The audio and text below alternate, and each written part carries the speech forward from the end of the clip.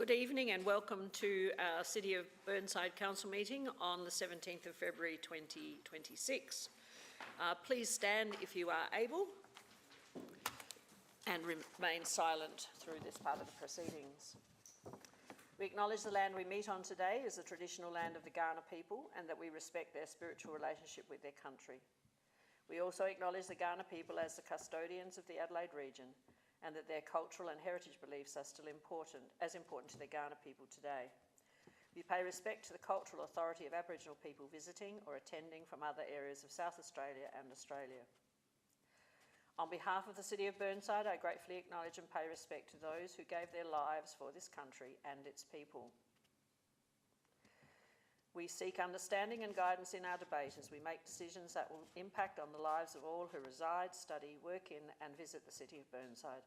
Grant us wisdom as we serve our community. Please be seated. We have one apology this evening from Councillor Hubel. I'll just remind you about declarations of interest when we come upon them at the time. And I seek someone to move the confirmation of the minutes, please. Councillor Jennings, seconded Councillor Turnbull. All those in favour? Against? Carried. We have no adjourned business and no one for public question time or presentation, but we do have one deputation this evening from Mrs. Annette Vincent. If you'd like to come forward and just state your name and the suburb you live in, not your full address, thank you. And I think Barry has told you about the 5 minutes and the warning bell. Okay, thank you.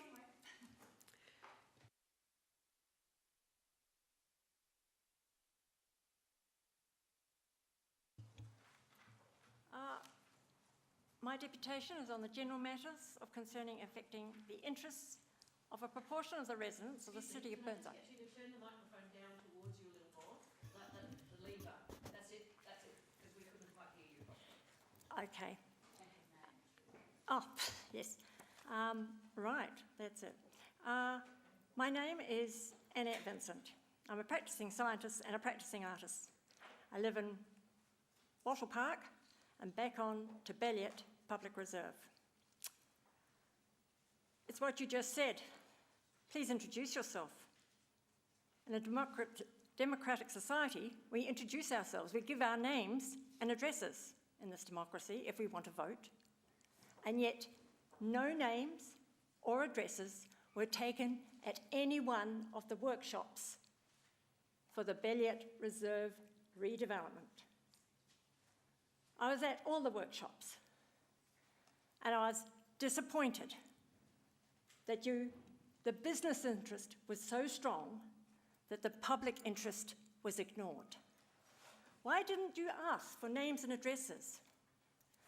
The Mayor, you were at the first meeting we had in your Balliet Reserve. All these people, most of them were the public. But the next meeting, and most of that public said, we do not want any redevelopment. The next meeting in the ballroom, you took no names, addresses either. But I've got good recognition. My training in science and art has made me recognise people. There were a lot of people with business interests at those workshops. I'm asking you, think about the public interest. I'm here representing our previous people who did petitions. Ted Ward, late Ted Ward. When the school wanted to put in a junior hockey pitch, over 600 people signed a petition. Fortunately, and thank you, the council of the time accepted our petition. Later, Penny Hepworth, also, when a private interest wanted to put a full-size hockey pitch in, she got over 736 votes in the petition saying, please, we, the local public interests, do not want it. And again, I thank the council for accepting our public petition. Now, you all voted on the 10th of May. On the 11th of May, I was here. It was COVID, we were all stuck out the back. On the 11th of May, I went to the library and I got a copy of what you all voted on. It's all covered in scribbles now. A friend of mine wanted a copy, so I went back and got a copy from the council. They are not the same. You had made mistakes. Several of the people who reviewed that first one had not even been in Belliot Reserve. Only Kelly Burns had been in that reserve. In the second one, it's all prettied up, and you've dropped several of the big mistakes. I think it was 3 times you said upgrade the entrance off Hallett Road. Anyone who's walked around there, and I walk around there most days when I'm here, but I know there's no entrance off Hallett Road. But you all voted, and it was 3 times in the original thing, upgrade the entrance off Hallett Road. I thought you might have made a mistake, and that was Hamburg Road. And I asked Mike Dawes to check was that property was part of the reserve or not. Because on our maps, Google Maps, it looks as though it's part of the reserve, but it's not. He checked it out, and it belongs to a private person. Why then are you allowing something that was bought with public money to be taken over by a private business? In April this year, the lease they have for the car park, for the tennis courts, and for the shed, which they have priority of use over, we, the public, cannot use. It took 9 years before the council decided to monitor the car park. We cannot use the tennis courts because the school has it from 7:30 till 9. We could play truant from school, and the school has it again from 3:30 till 5. It has it on Saturday mornings, and the groundsmen use it when the schoolgirls are not using it. Now that they've got their great big multi-purpose building, please, can we have our car park back? Please, can we have our 2 tennis courts back? And please, when that lease comes up for renewal, please do not renew it. Please give it back to the public, not business interests. Thank you. Thank you very much, Ms Vincent. Is there anyone who has a question? Councillor Turnbull. Thank you, Annette, for coming in. My question relates to the Belliot car park because it's been quite a contentious issue over the last 6 years with regard to student parking. About 3 years ago, we put in 6 2-hour car parks for residents who want to walk their dog and don't want to, at their time, or park their car and go into the city. Can you see, when you walk, has this been honoured? Do the students keep it out of there and leave that for the residents? Because every time I go past, there are lots of cars in there. We might have a blitz for a while, and then it's back again. How do you see this? I strongly agree. Every time I walk around there, when I'm writing, I go for a walk every 50 minutes. I will walk around the reserve, and if I go down to the bottom corner, the southwest corner of the biodiversity area, I walk through the car park. 9 times out of 10, there is people parked where they shouldn't be, but there's no car parking marks. It's too wide there, and I don't know why they made it that wide. I think when you built it, someone pushed one side of it further into the reserve. But there's not enough room. If you park in that 2-hour park, if someone makes another lane in the middle which is not marked there, you cannot get out. But they are not honouring that. We need continual monitoring. The other day I drove past, there were people parked where there were no things. Often they park on the gardens. I've had some of the workmen come in and they park on the garden just inside that nice little entrance, the gate. Belliot Gate, which means gate in Scottish, or I think it is. No, that car park is a nightmare. Getting in and out. The other morning when I came back from my swim, it was packed. Stonyfell Road was packed with cars, and then the lady in front of me suddenly decided, between the school entrance and the roundabout, to do a U-turn. I couldn't believe it. We have walked across there sometimes, and once, when my husband and I were doing a walk, past the car park, he nearly got run over because some woman in her car thought, just put her foot down, wanted to get out. There's a lot of problems with that car park and with the schools not understanding the rules of parking a car. And there's a lot of workmen that do not understand. If there's no special car park there, you shouldn't be parked there. And I told one fellow that, he says, oh, nobody cares, nobody monitors it, I'll get away with it. That's the problem. You've got to charge them a big fine for doing it. If you don't charge them a big fine that actually hurts their hip pocket, they'll keep on doing it. And as far as the girls there, once I was parked there, I could not get out. And I wished, instead of having our little hybrid, I wish I'd had a big car with a tow bar on the back. I'd go bang, bang, bang. That's how furious I got. Thank you. There may be some other questions. So, Good. Okay. Councillor Davey. Hi. Thank you very much for coming in. I'm just not clear about the issues you're talking about. Can you give us the time frame, please, of the petitions? And also, I understand you're talking about the intensification of the use of the area, and because I understand it's the school nearby that's been growing and developing. Is that what's putting so much pressure on the area? Yes, yes. My biggest worry is there's a lot of seniors walking around there. Our area is full of seniors, and they love to walk in Belliot Reserve. And thank you for the seats around the edge. But if the school comes in, and I've sent you photographs, I've been walking around the edge on that path, and suddenly a wall of schoolgirls come at you. School children have tunnel vision. And the problem with that is if one of those kids ran into me at my age and I fall down, I will break bones. The bigger problem is if I should hit my head on those bricks, I would crack my skull. Very few people survive a cracked skull. Now, a cracked skull, the coroner report would say... Excuse me, but I think we need to focus on the reason you're here. The reason I'm here is because I'm tired of a school trying to take over by stealth a public reserve. And the reason I'm worried about that is the safety of the seniors.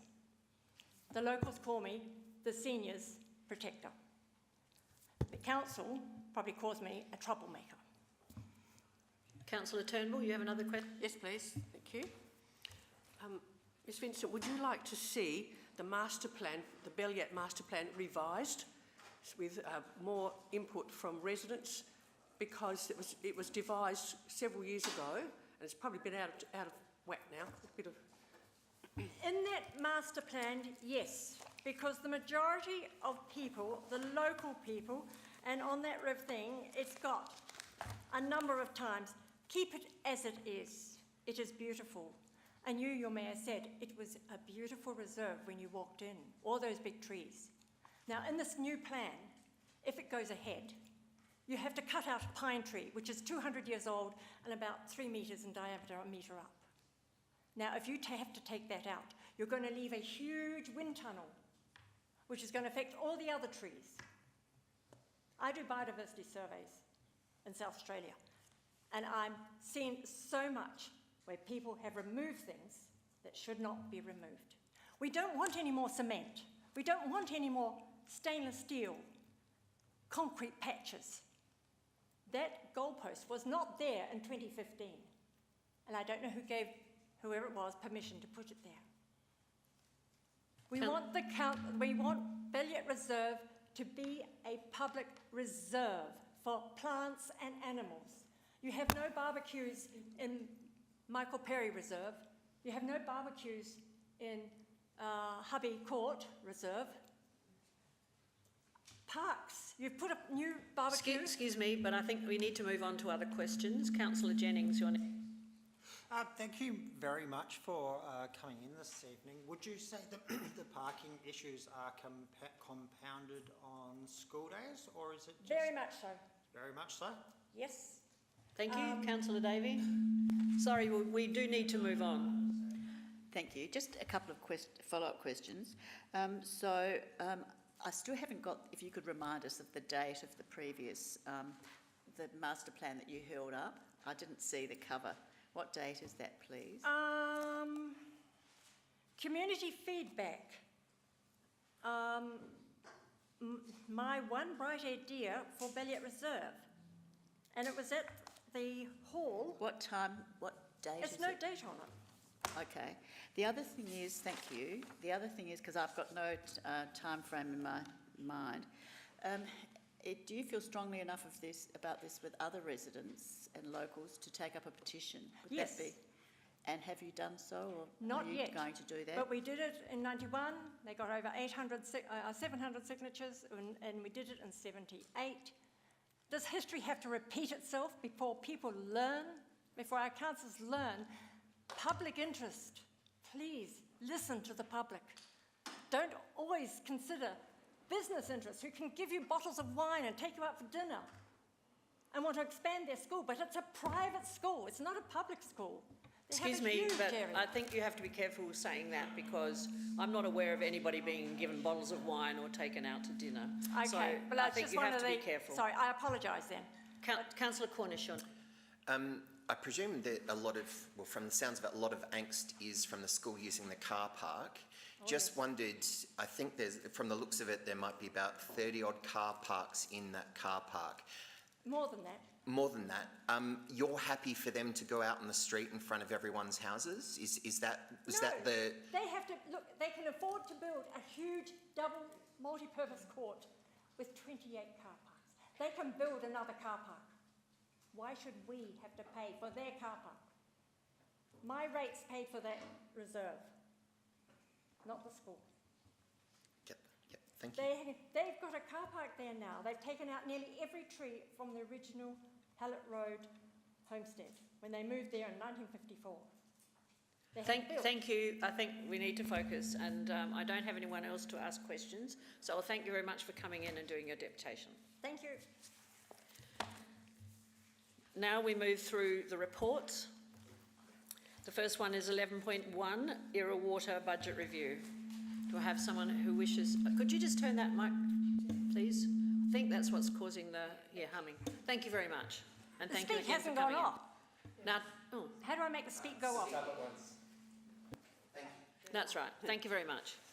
Right, 11.1, Era Water Budget Review. Is there anyone who wishes to withdraw it? Do you, Councillor Turnbull? Thank you. Can you turn your mic off, please? Second budget review, Councillor Davey, you wish to withdraw it? Finance end of the month report, Councillor Davey, you're withdrawing it? Local Government Association Public Library funding. Do I have a mover? Councillor Cornish, seconded Councillor Zing. All those in favour? Against? Carried. Alteration of road name, 11.5, Linden Park, Craddock Street, Linden Park. I'd seek a mover. Councillor Wilkins. I'm happy to move that we have one Seconded D. by Councillor Zing. All those in favour? Against? Carried. Gurney Road Garden, Rose Park. I seek a mover, unless it wishes to be debated. Councillor Henschke, Debated, thank you. you wish to withdraw it? Withdraw. Eastwood Lane naming, Councillor Wilkins? Yes, thank you. You wish to withdraw it? Yes.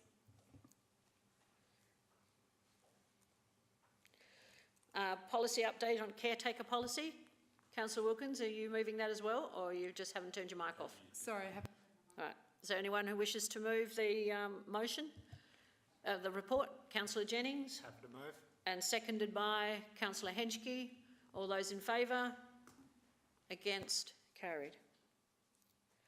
Mayor's activity report. I seek a mover. Councillor Zing, seconded Councillor Henschke. All those in favour? Against? Carried. Chief Executive report. Councillor Davey, wish to withdraw it? Thank you. All right, so now we will go back to the Era Water Budget Review. Councillor Turnbull. Sorry, page 30.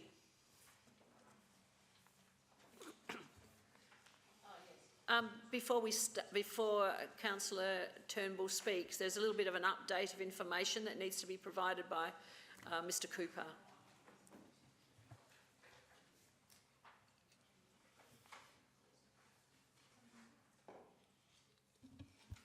Councillor Turnbull, could you turn your microphone off, please? Otherwise we're going to get that humming.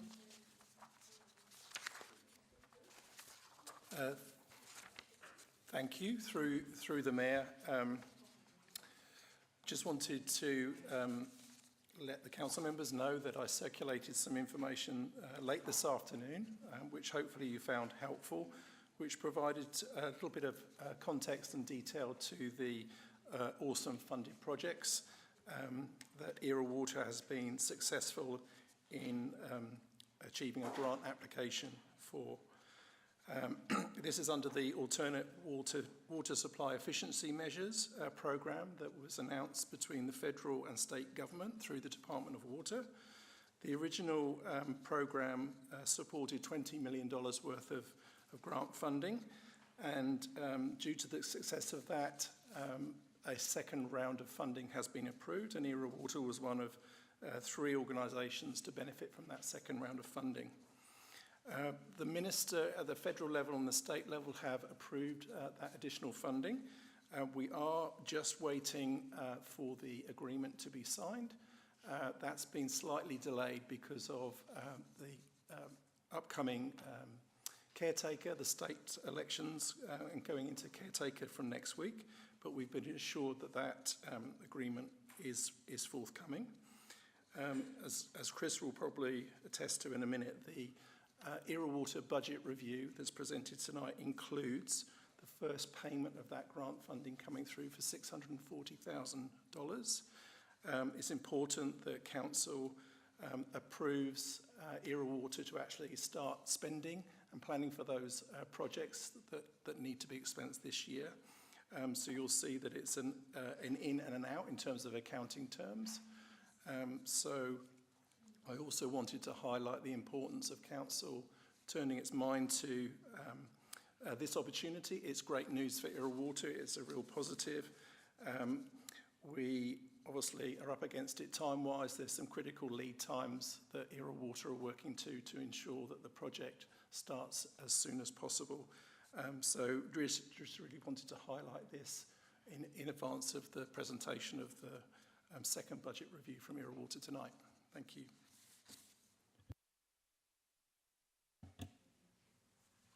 All right, Councillor Turnbull. Sorry, Councillor Jennings, you wish to second it, do you?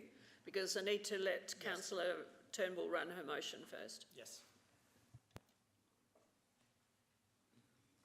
I'd like to move an alternate motion that Council defers the Era Water Budget Review 2 for 2025-26 until Council members have had further information on a briefing session. I, for one, have too many questions. Things are not clear, and some of us have, and it's been 7+ years of changing parameters and insufficient valid information. It's been a long time since we've had a briefing on Era Water and what's happening in this subsidiary. Some of my questions would be, what are the implications of Walkerville Council leaving the Era Water Group?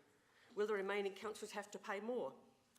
What percent of Era Water and SA Water have we used this summer, say from October till March? How much do we pay for the SA Water per kilolitre? Is this cheaper or more expensive than Era Water?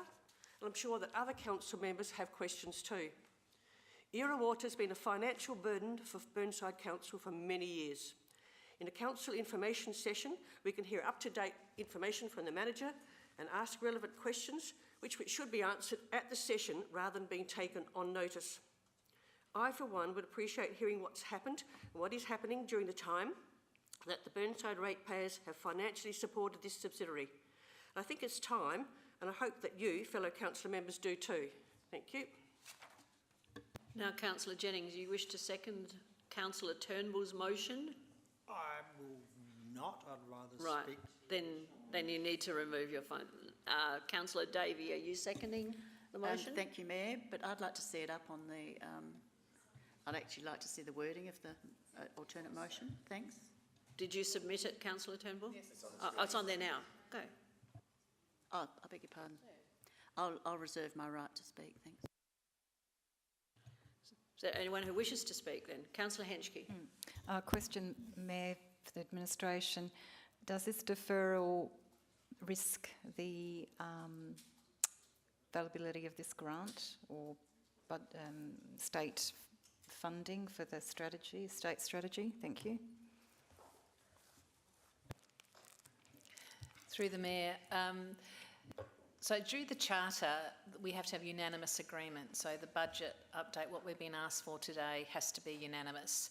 And so Martin provided the information with a list of projects, and there is pressure on the milestones from the federal government through the state government. And some of the projects that are on there that sit within our council is Penfold Park for a pump and a tank to water Penfold Park, and also Langman Reserve. So not approving it means that the grant has already been, will go to Era Water Board, but it will have to have unanimous agreement from the councils to approve it so we can start funding and pushing those projects through. So if we are in the position where councils aren't approving receiving this budget, then there would be some risk at some point. I think Councillor Turnbull is right, and we have had one project information session with Steve Morton around water security more broadly, which sets the parameters of which Era Water fits into that context. So I think they're good questions to ask, but I don't see them directly related to actually the budget that we're considering this evening. Councillor Jennings. Thank you, Madam Mayor. I will not be supporting this alternate motion. I feel the motion that we had put up earlier is good, and we should move forward with it because Mr. Jeff Tate has worked magnificently getting this awesome funding, and we just need to keep moving with this to get as many parks and reserves lined up and more pumping stations so we can improve pressure and maintain pressure, because that seems to be the issue with all the undulating land within the mob of constituent councils, which makes up ERA. Thank you very much. Councillor Jones. Can I ask you a question, please? I didn't see your email yesterday. My apologies. I don't understand why, if we've got this grant, we can't just start spending things without having a budget update approved. Can you explain why, please? Sorry. Certainly. Through the Mayor, the email only came out late today, so apologies for that.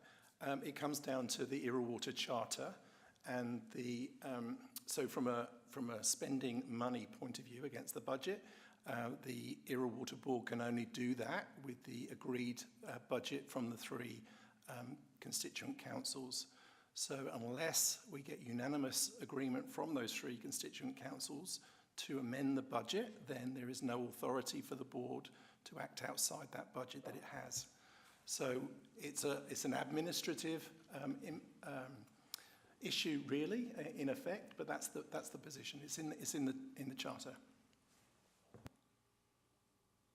I assume you've got another question, but Councillor Davies already put her. Oh, he can ask his question. Well, no, it messes up the. Oh, okay. Please. My question is, I have that concern too. Where my biggest query is about the Walkerville Council, which have given notice that they want to withdraw from Era Water. Does that affect this? I mean, this is why I think we need the information session and briefing and update with things moving so quickly. But where do Walkerville fit within this if we need a unanimous decision, please? Yes, certainly. Through the Mayor, you're absolutely correct. At the moment, all three councils need to agree to this budget variation for it to go through. As you know, we are currently working through a process to negotiate the outcome in terms of Walkerville's request to leave Era Water. At the moment, both Norwood and Burnside are waiting for further information from Walkerville in terms of what their proposal looks like. We have written to the Minister recently to confirm that position. So in terms of the impact on tonight, all three councils that are still part of Irrawater have to agree, but that the issue of the exit of Walkerville has no other relevance to what's in front of council tonight in terms of this budget variation. Councillor Dawes. Yeah, look, I understand the frustrations of my councillor Temple, co-councillor. Unfortunately, this is administrative, as I can pick from Mr. Cooper, whose email came out at 5:39 p.m. today, so I don't think everybody's read it. But the issues that Councillor Turnbull has raised again come down to the fact that we do need to have regular briefings from our subsidiaries. And so I do have a lot of time for the chairperson of Irrawater, I must say, but if we can get him into an information briefing, I think that will solve some of the questions that Councillor Turnbull has. You've already made that point, CEO, so I do appreciate that. But I think our hands are tied. I think it's an administrative matter and we just have to put our hands up for it, unless I'm told differently. Councillor Hallett. Thank you, Mayor. I won't support this motion. I do support the original one. I've actually changed my opinion and my mind about Irrawater, and a big part of that process was the information session with Steve Morton, and when he was talking about the need for diversification of water supply, and that was followed up with starting to do some research around climate change and what the biggest risk was going to be here in Adelaide. And not surprisingly enough, it's drought and how people are going to pay for their water, and how, you know, which is what Steve Morton was saying. We really need to diversify where we're getting our water from, and that caused a real change of direction for me in regard to Irrawater. And then when I looked at my agenda yesterday and I saw how much the grant they got, I thought, hallelujah, you know, like that's a really significant grant, and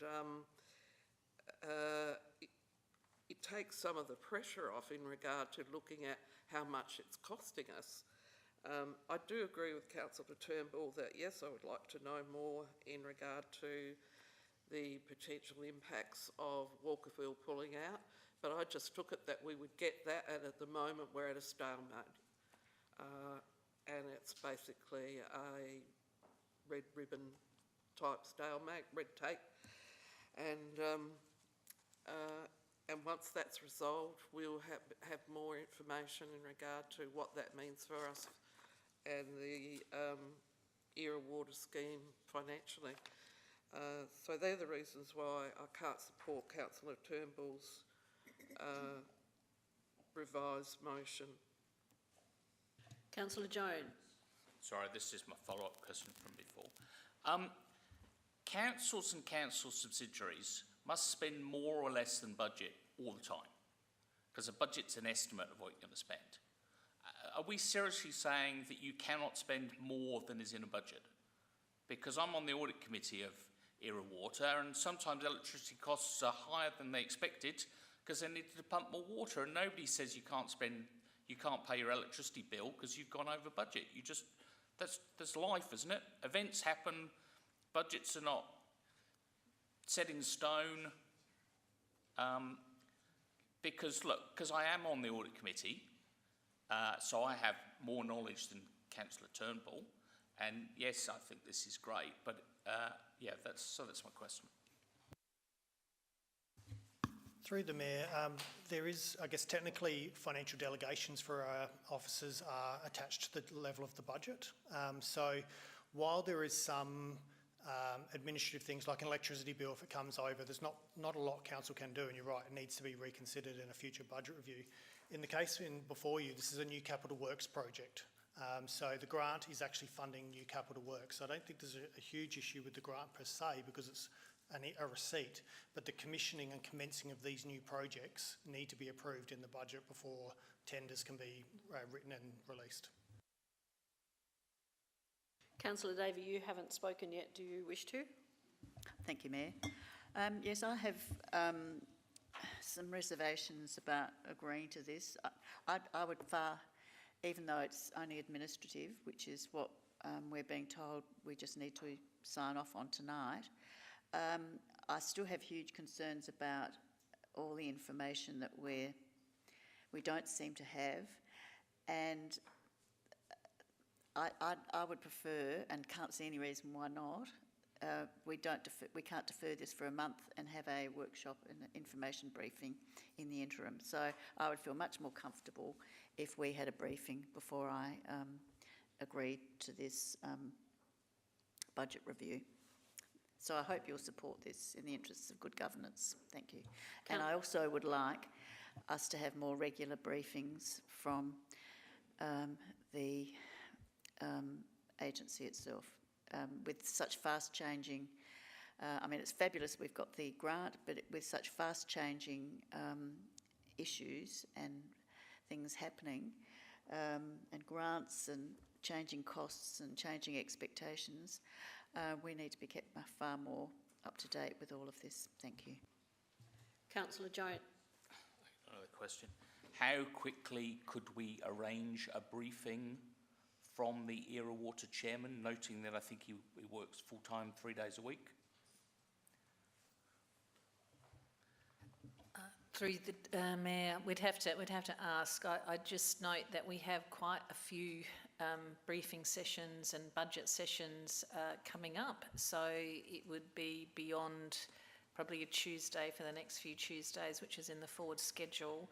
So it would be either it's on a different day, which is a Thursday, an additional day, and it would be a case of just speaking with the General Manager, and I'm sure he would be open to it. I mean, there is pressure on him for milestones, for getting this grant underway, and so I'm sure he'd be amenable, but our own scheduling for budgets is quite full, and so it would probably be a Thursday evening if we needed to.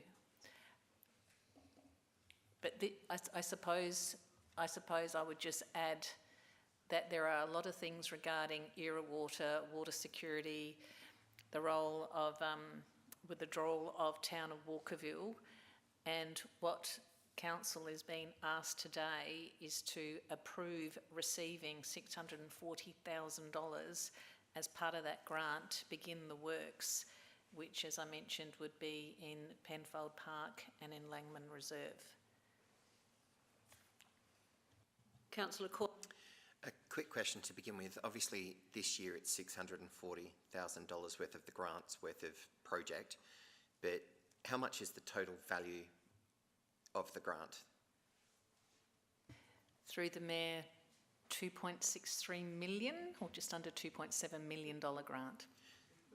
So if potentially we don't sign this or approve this budget review, we could potentially be putting at jeopardy $2.7 million injection of cash into an organisation to expand its network, to actually make it more profitable and sell to, from I looked at the list of the projects, multiple suppliers that we've been wanting to sell to, but we needed the extra capital to actually extend the lines to these places.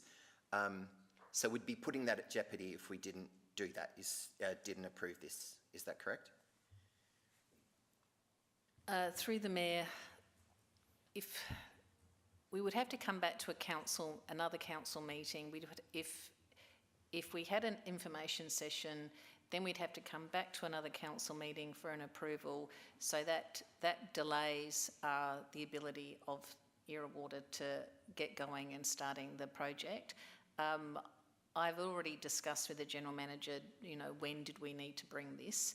And there's definitely time pressures. So is there a risk of that? Yes, there is a risk. Can we try and mitigate that risk by getting? Yes, we can. The bigger questions around Era Water and Town of Walkerville and climate change and water security and diversifying our sources are certain pertinent questions that need to be answered and brought to this chamber, but I see them as a separate thing to agreeing to this budget variation. Oh, thank you. Through the Mayor, could I also just add to that? This really is good news for Water. You will have seen from the regular CEO updates and regional subsidiary updates that this has been in the pipeline for some time. And it's really good news that Burnside's also going to be one of the early beneficiaries of the way this grant funding is going to be spent. We are the first council chamber that is putting up for approval for the budget variation this evening. Norwood and Walkerville still have to go. I think it's important to note that there is a risk that if Burnside defer its decision, the other councils may be concerned at that, and there is a risk, obviously, with Walkerville's position, considering exit, that they won't be so keen to sign. So all I would ask Council to consider is the importance of showing some leadership and support in terms of that funding that's an opportunity for Water at this time. Thank you. Thank you. Well, I'll speak to the motion. I won't support this motion, and I have submitted an alternative, which includes the original, but also that we approve it, but also requests an information session from Water. So it sort of does both. So I have submitted that just now through the app. I don't know if you guys have got that, but yeah. Councillor Henschke. Well, I think that's an excellent idea, Councillor Cornish, and yeah, I fully support what you've said. And this is excellent news for the City of Burnside receiving this amazing grant of $2.694 million from the Australian Government. So absolutely fantastic news. So thank you to the administration for help, and Water for making it happen to underpin and help the business case for this project. And yeah, and I hope we can do this without delay. Councillor Jones. I got a question. If we approve this tonight, are we saying that we will not spend any more money than the grant received from the government in this budget period? Through the Mayor, yes, you're correct. It's only approving the $640,000 worth of capital expenditure aligned to the grant funding that we received in this financial year. The remainder of the agreement will be dealt with in two further subsequent financial years. Councillor Wilkin. Thank you, Your Worship. I can't support this motion. Having been one of the four who were on the original motion actually creating Water, I can't not support the possibility that we might lose some funding which is so sorely needed, because all the time since this project was first begun was the fact that we wanted to spread the network wider. And I see in this dry time, when there was only just a brief patter of rain today, that this is sorely needed. So no, I won't support that, but I will support Councillor Cornish's alternative motion. Thank you. Councillor Davey, you have a question? Thank you, Mayor.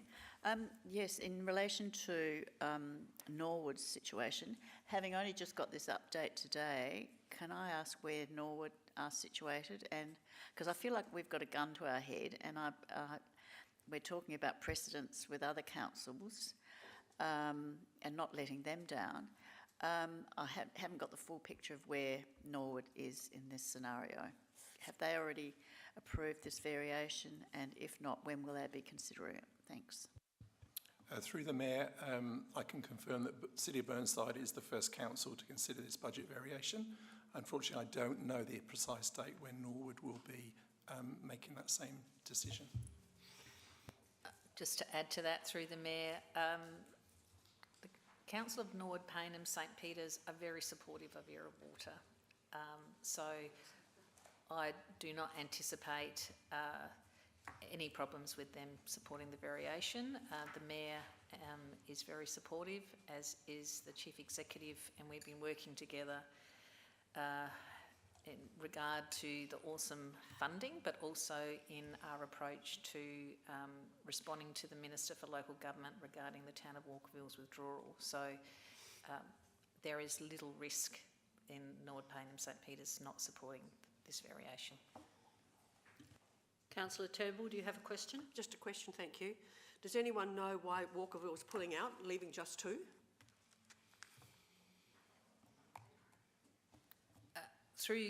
Through the Mayor, Councillor Turnbull, we have not been given any formal information as to the reasons for their withdrawal, and that is at the hub of the problem. So I think the current chamber, and I'm obviously speculating, feel that the terms by which Walkerville signed on to the Era Water right at the very beginning don't suit them or represent them. However, the town of Walkerville was one of the main proponents and supporters of the establishment of Era Water. So I suspect that they are not, don't believe the terms suit them, and that would be the hub of their reasons for leaving. But as I said earlier, we are yet to receive any documentation for their reasons and any documentation around their terms of their withdrawal. And just as we mentioned around the Charter requires a unanimous agreement of constituent councils. So their withdrawal, there's a 2-year process, and we were notified in June 2025. So we still have June 2027 until the process is meant to run. The Minister is seeking information regarding from both Norwood Payneham St Peters and ourselves, a submission, and we've written back to the Minister and established that we have not received the relevant information to complete the submission. Councillor Cornish. Just wondering to help some others in the chamber who are asking whether or not you can confirm that Norwood's council meetings are held in the first week of the month and Walkerville's council meetings are held on the Monday of the 3rd week of the month, which would have been last night. Can you confirm that that's correct? Well, I've just checked, but online, but I just so through you the know, Mayor, then I that's their confirm what cycle. you have just found out, Councillor Cornish. Thank you. I'm now going to go back to Councillor Turnbull. Well, it's pretty hard to compete with the pressure of an email coming through at 5:39 p.m. on a council meeting night, really, isn't it? So we obviously we have to vote for the money coming in, but I would really like to emphasise that we need information. Era Water is murky, pardon the pun. It always has been, and we really need to know more. And tonight's showing me with the questions that people are saying and things, the Charter, we know nothing about a Charter. It's been a long time, and some of the people who've been here for this term, for the 3 years, haven't even had any workshops, so they know even less. The whole thing's very flawed, and I would really, really ask the CEO if she could organise an information session as soon as possible. Thank you. I won't ask you to support it because I don't really... I'll put the vote. All those in favour? Oh, sorry. Against? The motion is lost. Now I'm seeking an alternate motion. I think Councillor Cornish, you have something? I do. Hopefully it has come through on resolve. Effectively, it is to approve and to request a information session.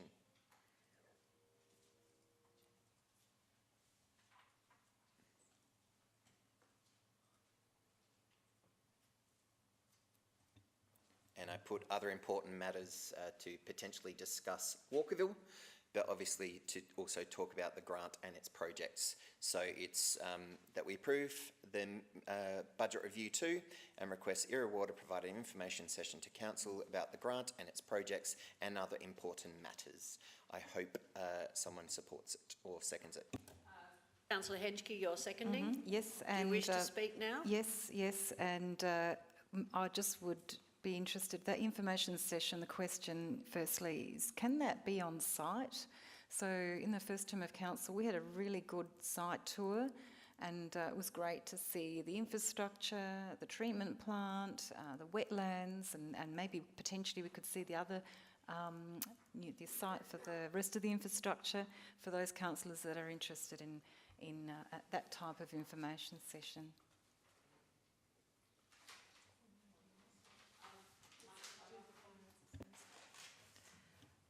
Through the Mayor, we can request that. Councillor Jennings? Thank you, Madam Mayor. I will support this motion. I also will have to really thank Mr. Jeff Tate for his work on the awesome funding. He has gone above and beyond just working and trying to find solutions to make Era Water work. When I joined the board, I was a bit umming and ahhing because there was all these bits that just need to link up, and Jeff has put, using his know-how, has found a solution that could make Era Water possibly break even, if not maybe turn a profit in years to come. So I must thank him, and so should the chamber. Thank you. Councillor Davey? I'd like to move an amendment that we put a timeline in this. I don't know what people think is a reasonable timeline, but it seems if we don't put a deadline in things these days, they just can blow out. And so I'd like an information session to council within the next 2 months, please. Would you be happy to second that? I'm happy to accept that variation, but it's obviously requesting, it's based on timing, I imagine, so yeah. Thank you. But within 2 months, yeah, sure. Councillor Davey, could you turn your microphone off, please? Oh, I was just waiting.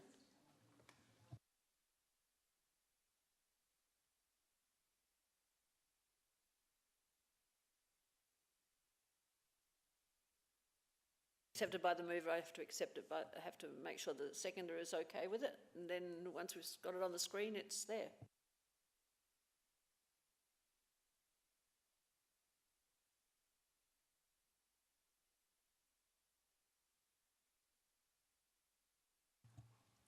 If there's no one else here on my screen, so Councillor Cornish, I'm going back to you. Put the motion. All those in favour? Against? Motion's carried. Right, now we move to item 11.2, second budget review, page 46, Councillor Davey. Thank you, Mr. Cooper.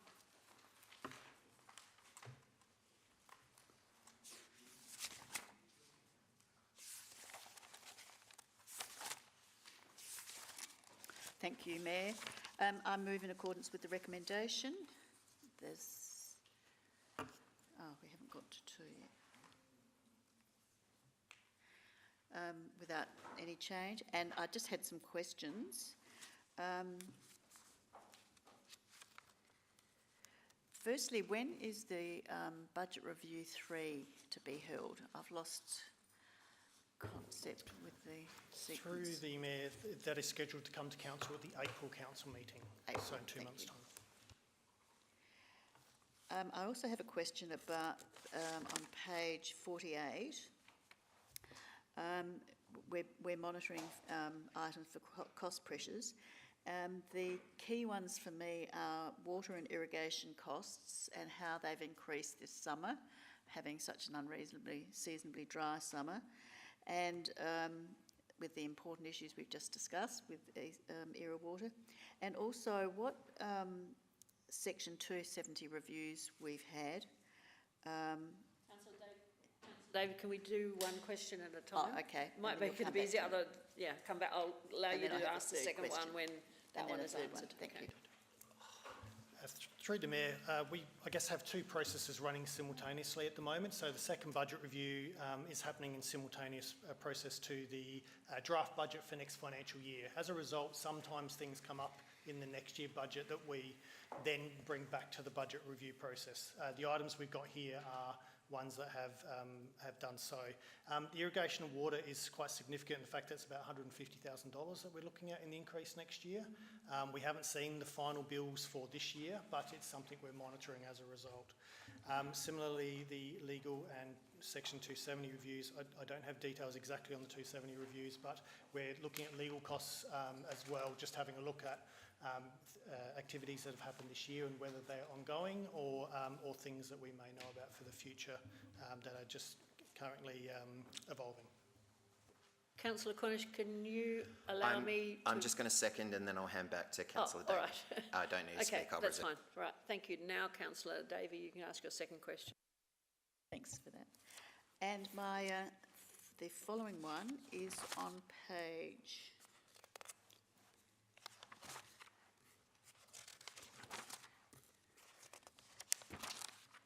57, and it's in relation to operating projects 25-26, the Wheel Park feasibility study, which doesn't have any variation alongside of it, but which I'm confused about where we're at with it and what the costings are to date. Has the study been completed? Are we halfway through? Where are we at with the Wheel Park study, which I think commenced in September last year? Thank you. Through the Mayor, I believe the CEO responded to that question earlier on today, and you all have the full details within your emails itself. Just to give a high-level summary, there is a draft report completed by the consultant. It hasn't been presented to the executive team yet. That's still to occur. Once that's finalised, the consultant will finalise the report to prepare it in preparation for a council presentation.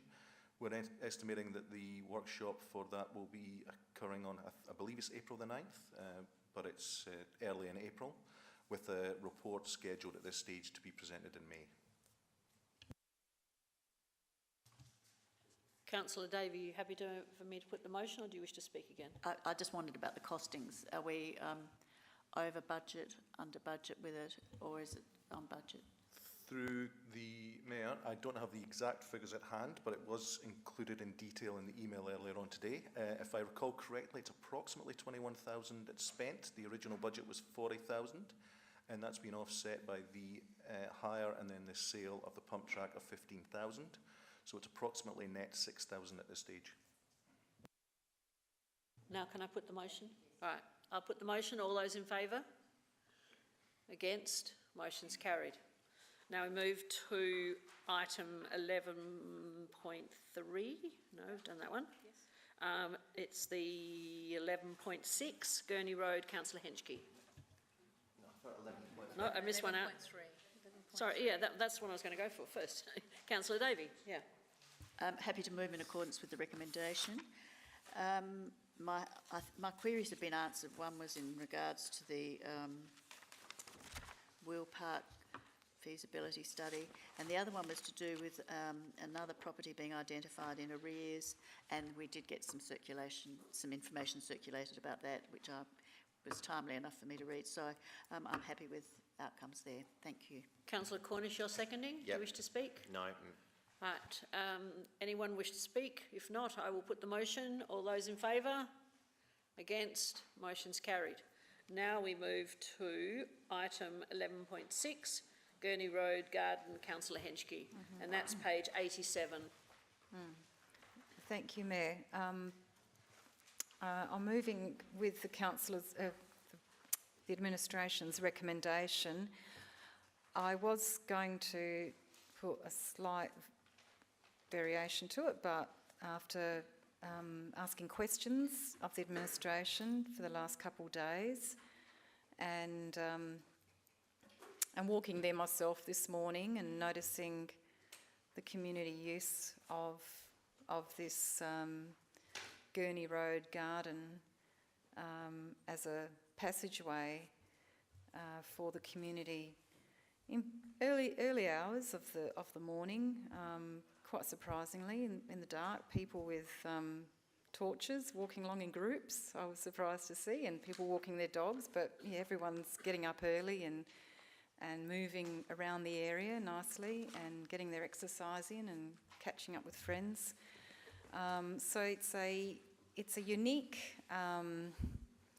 access route between Grant Avenue and Alexandra Avenue. If councillors are not familiar with it, it's pretty much a fully developed access with school infrastructure on it, courts, pathway. So when you walk through there, you think you are walking through a school, but we've had for many years a system there where residents can go through there early morning up until 8 o'clock in the morning, at the end of the day as well, on a weekend. But over the years, there's been more and more use of the school after our school care, which starts early and later in the evening.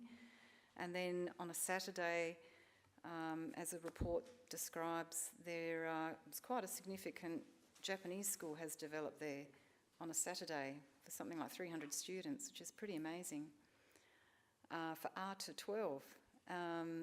So fully utilised site, and yeah, with that comes more and more a concern about the interactions of people and school children. So the Minister has, the office there have requested this variation. So the good thing is what we can do is engage with our community, all those people that walk through there in the morning and evening, find out how they'll manage not walking through there.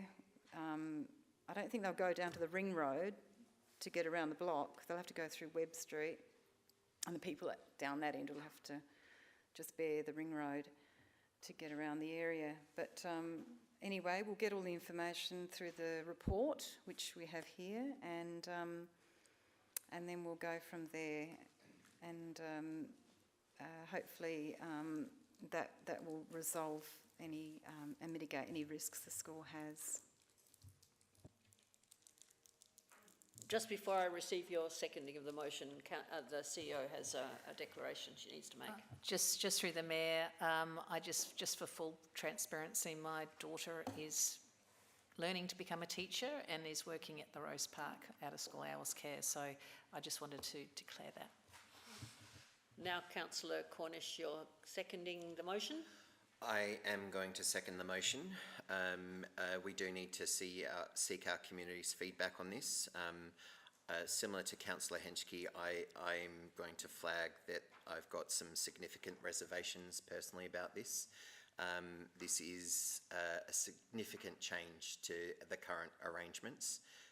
It is effectively putting a brick wall up on a large section for people to make their way through from Alexandra Avenue through to Grant, and Grant Avenue is where the bus route is, and the bus stops are right by the school. I think certainly there'll be a lot of kickback from the community about finding an alternative walkway through that, even if that's the school providing a slither of land on the other side of properties they've been buying down Alexandra Avenue and the laneway to allow people to get through. I'm also concerned of the amount, these after hours groups and weekend usage and exclusive usage. The school makes some money from that, and at the moment we're doing a free swap and they look after the land, and I think the balance there is a little bit unbalanced, where they could potentially be making hundreds of thousands of dollars and excluding community from its land, because this road reserve is community land. So I think there are some concerns about that, specifically more around, I suppose, the timing. 8 to 4 allows people that are working and need to catch the bus to actually get to the bus stop. But when you're going from now, 6:45 a.m. in the morning to after 6, you're going to have to do a long walk around. And I think that's kind of a little bit unfair for a lot of people as well, when it is community land. I will support this. I want to see the feedback, but I can absolutely and utterly see a lot of issues with this going forward. As Councillor Henschke said, that Japanese school is massive. It's the largest one in the state. It is huge on the weekends, as is the school. The school has reached maximum capacity and has a capacity plan that's actually listed because it's so big. I've got serious reservations about how big this school can get in this area when it's supposed to be a local community primary school. Let's hear what the community has to say, but I think they've got a pretty tough fight on their hands. Councillor Davey. Thank you.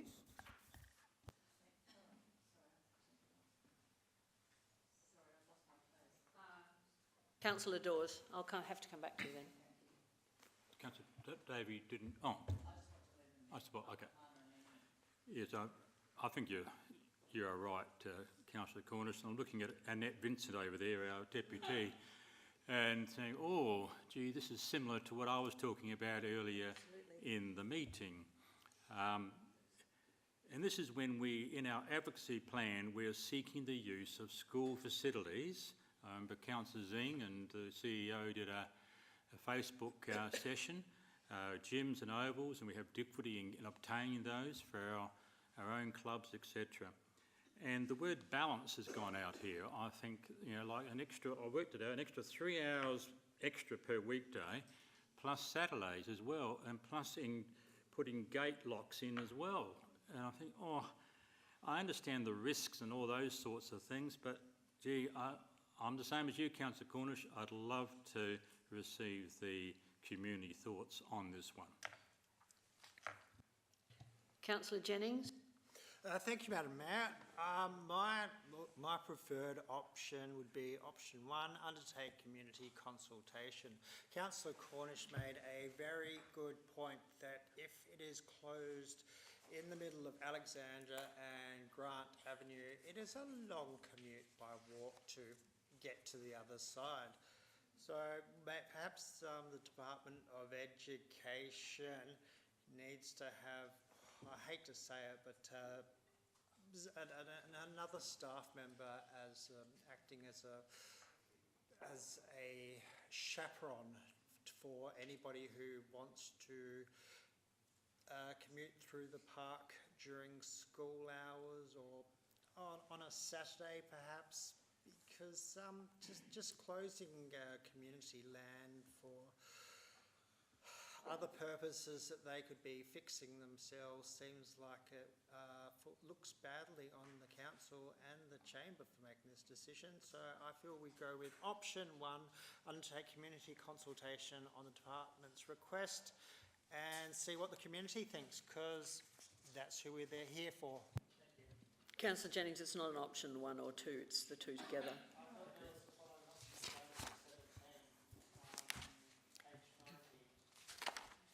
But there's only one on the recommendation at the beginning of the report. So you're not providing an alternative? No. Okay. Now, Councillor Davey. Thank you, Mayor. Yes, sorry about before when I inadvertently pressed the button. I'd like a minor amendment, please, to delete permit the installation of gate locks, but leave everything else in.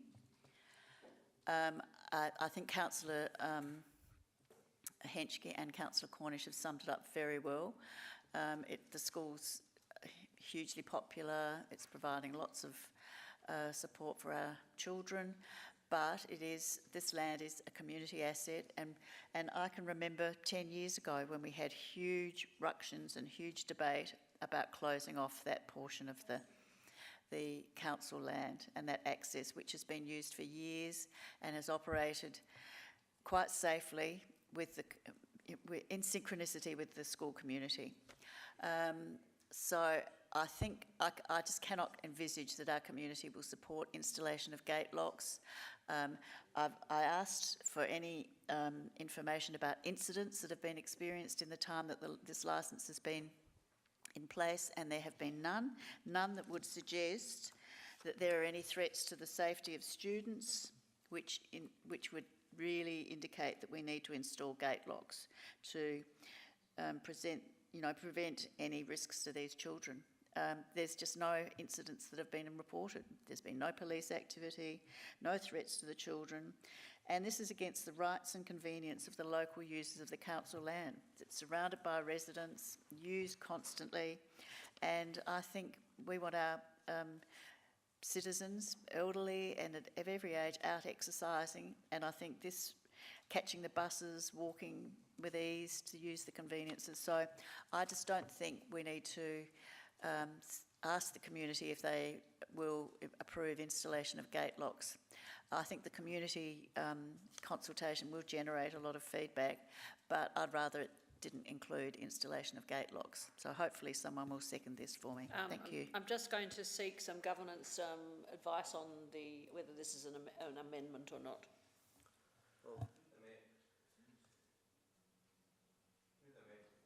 There we go. Through the Mayor, and and just as a potential suggestion, if you want to make it explicit that they're not permitted to have the installation of gate locks, it may be prudent to be a little bit more clear with that if that's your intent. Because at the moment, the way that the motion would read, just without that sentence, it becomes silent on the gate locks. So that may not give direction of council's approval that it explicitly does not want the gate locks, which was proposed.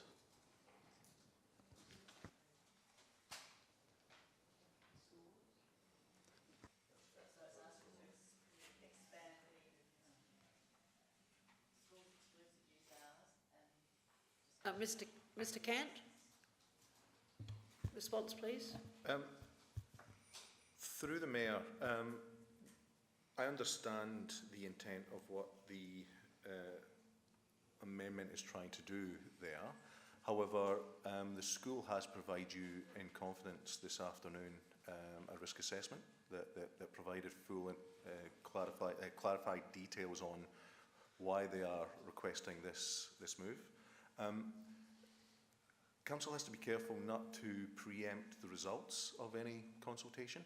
I would recommend that the school, who is your current licensee, is asking for a variation to the existing licence. What our recommendation to council is to seek some of this feedback from your community.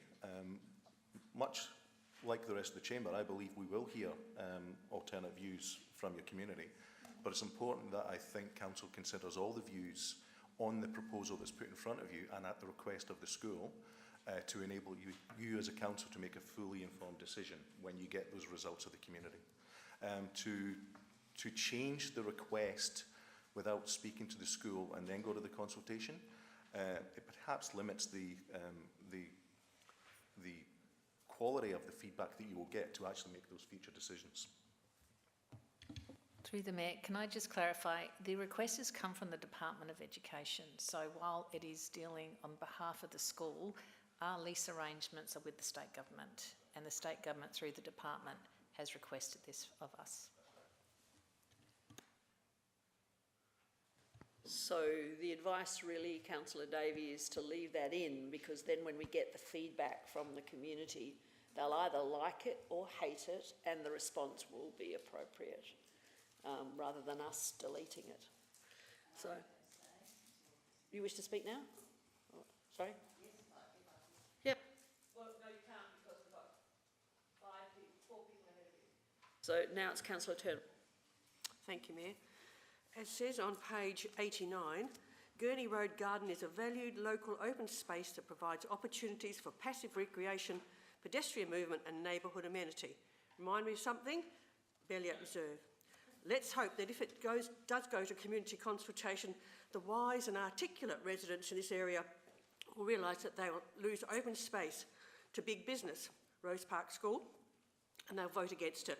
No to fences and gates, no to ridiculous restrictive as, and once it's fenced and gated, it's lost forever. So it's a matter of time before locks are put in. Let's hope that the residents will not allow this. Open space in that area is not plentiful. We mustn't allow an encroachment like this. Thank you. Councillor Jones. Yeah, look, I agree with Councillor Turnbull. This proposal is totally outrageous. It effectively takes it out of the public domain on weekdays, because opening it, closed from crack of dawn or before until late in the evening. And then, they're running a business on Saturday, and why, they're not offering to pay us for this land to keep the community out and say we could buy some extra land in Rose Park to compensate. I can't even see why I'd want to go out to public consultation for something I'm immediately going to say no to. So it's a no. Councillor Wilkin? After listening to Councillor Jones, I'm actually thinking we should go out to community engagement because it gives us an opportunity with, as councillors, to actually engage with the community, and I bet there is an avalanche of people who will respond to, no, we don't want a permit to give you a permit to have gate locks. Self-closing gates, yes, but not locks to keep the public out of their own space. After all, this is a length of road that has been used by the school ever since I've been on council. So go out to the community, find out, tell the community that you're going to lose it because they want to put gate locks, make a case and go back with an outstanding result which says we don't want gate locks on this community space, which is used by elderly, the neighbours, workers going to catch the bus, others going for a coffee in Dulwich, who knows? But this is community. So, yep, go out to community consultation and get the community riled up. Councillor Davey? Thank you, Mayor. I remain opposed to this and the fact that we, as a council, have to bear the costs. I mean, this is what they're asking, is do we bear the costs of the community consultation? I think the school should be, and the education department, which everybody is bowing down to and scraping to, should be the ones, they want to vary the licence, which is only 9 years old from memory.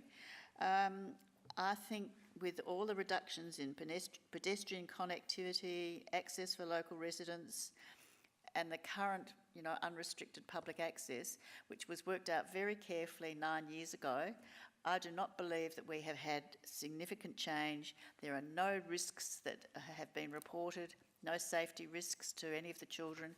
The area is very popular and the school's obviously very well run, and it's up to the school to manage that and manage all of their students and the access. So I won't be supporting this. I just don't think we should be accommodating this sort of thing. Thanks. Just one comment before I speak, Councillor Henschke. The one thing that has changed is the size of the school. It has grown significantly. I'm not arguing one way or another. I'm just stating a fact. As all of our schools have, both government and private, in the city of Burnside. And that's a big pressure. Councillor Henschke. A question. What is the cost of the consultation and, that we're going to do? Thank you. Just roughly, internally. Through the Mayor, we estimate that to be approximately $300. Yep, thank you.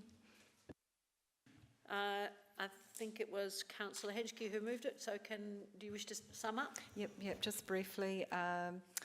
Thank you all for your insights and the history and the work that was done in the past for this reserve. It was very well balanced in the past where, the council and the community work together and look, the school has infrastructure on that reserve and it's fully utilised open space, and you can often see youth walking through there, playing on these courts. It's a wonderful community space, but we, respecting the wishes of the Minister for Education and Child Development, that they've asked us respectfully to consider a change, and what we'll do is respectfully engage with our community and learn more from our community, because it's been a few years, to hear from them what they would like this reserve to be like. It may need some other changes. They may have other ideas for this reserve. For example, Councillor Dawes was talking about open space, and Councillor Zing mentioning the access to sport infrastructure, because they've got lovely basketball courts there, and our open space policy working towards sharing infrastructure like that. So I do hope you support this, and then we can get the information from our community. Thank you. I'll put the motion. All those in favour? Against? Motion is carried and division's been called, so all those who voted in favour, please stand. Councillor Dawes, Councillor Wilkins, Councillor Jennings, Councillor Zing, Councillor Hallett, Councillor Cornish and Councillor Henschke, and against Councillor Turnbull, Councillor Jones, Councillor Davey and Councillor Harvey. Have you got them all? All right, the motion is carried. Thank you. Now we move to the last item, which is, I believe, is 11.10, page 171, Councillor Davey. Thank you. Thank you, Mayor. Sorry, I've missed one out again. Oh, sorry, the Eastwood one. Yeah, sorry, Councillor Wilkins. Oh.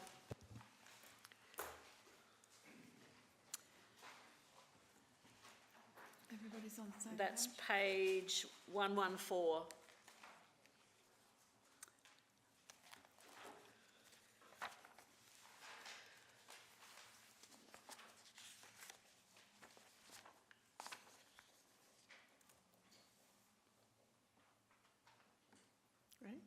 Yeah. Fine. Thank you very much, everybody. There is an amended motion on the screen. That is, we're still going to undertake community engagement for the proposed names for lanes 1 and 2 in Eastwood, being Caledonian, Shan, Duncan, etc. Notes, we will conduct a community engagement process. Let's ask them all what they think and get a report and summarise their feedback and their preferred naming. How this has come about is because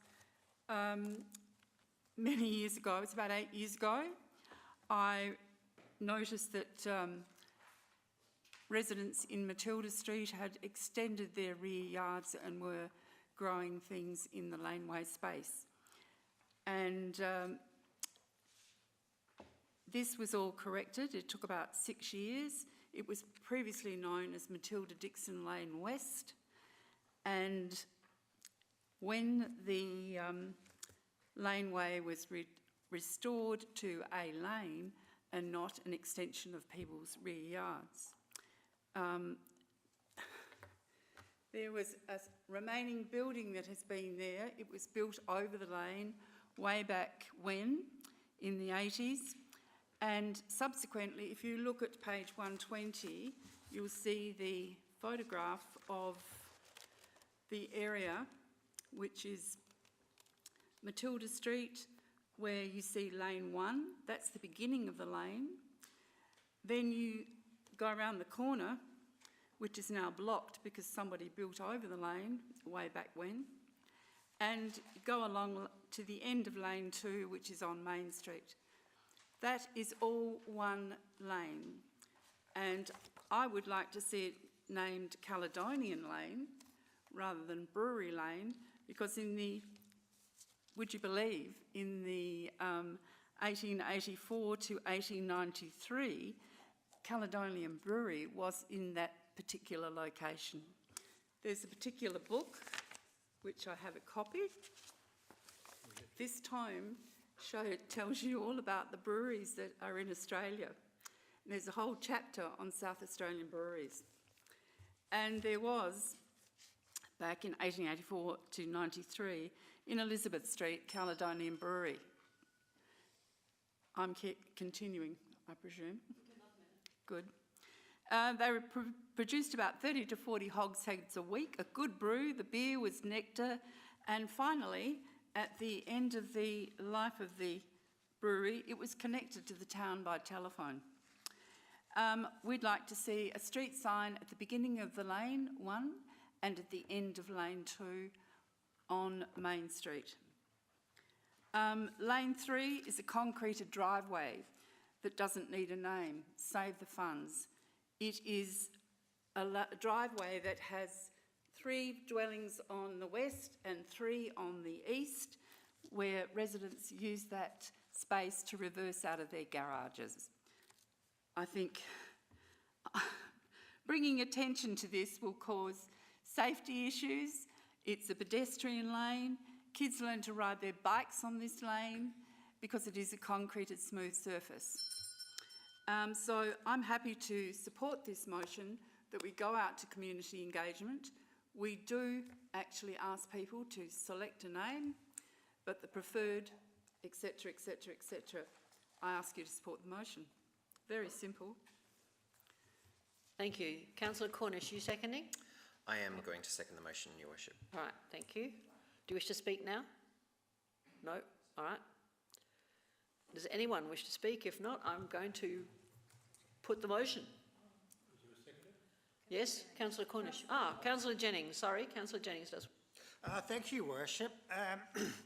I was unaware of Ken Duncan until I borrowed his book called The Heritage Garden from the City of Burnside Library.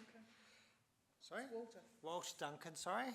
And he's done some excellent work, and this is a great way of naming our heritage after people who their new residents or older residents may not even know about. So let's investigate this. Thank you. Councillor Haller.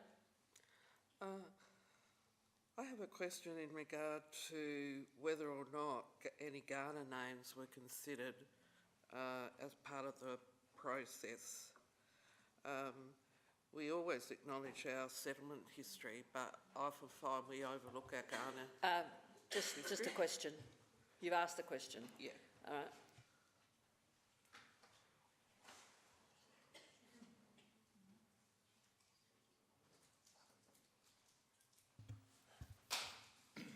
Through the Mayor, the policy does allow for a number of different criteria of potentially choosing names, and Ghana names is certainly one of those criteria. However, the policy also talks about thematic situations around each of the suburbs. So the decision on this occasion was through the approach that we had by the member of the community, also in discussion with the Heritage Society, the local Heritage Society, and also the ward councillors, and that was to match the existing historic type of names that are in the suburb itself. So not for this occasion, but the policy does allow it, so it will be considered at some point. Did you have a subsequent question? I've got a subsequent comment. No, you can't make a comment, but you need to turn your mic off if you don't have another question. And I'm going to Councillor Dawes. I just want to understand, because what appears in the agenda is different from what Councillor Wilkins just put up. So this is an alternate motion. I didn't hear her say that, but it is an alternate motion to what you say. What she's saying, this is a question, is that I don't want anything for lane 3 because it's a concrete driveway, but I want to leave the 3 alternatives for the other 2 lanes. Is that how I'm reading what Councillor Wilkins has said? Councillor Cornish. Thank you, Worship. It's a follow-up question regarding that. Would there be, what's the risk in not naming laneway 3? We don't have to put street signs on it, but what's the risk of not naming it? Will people think it's private? Like, I'm just trying to, is there a risk associated with not doing anything with laneway 3?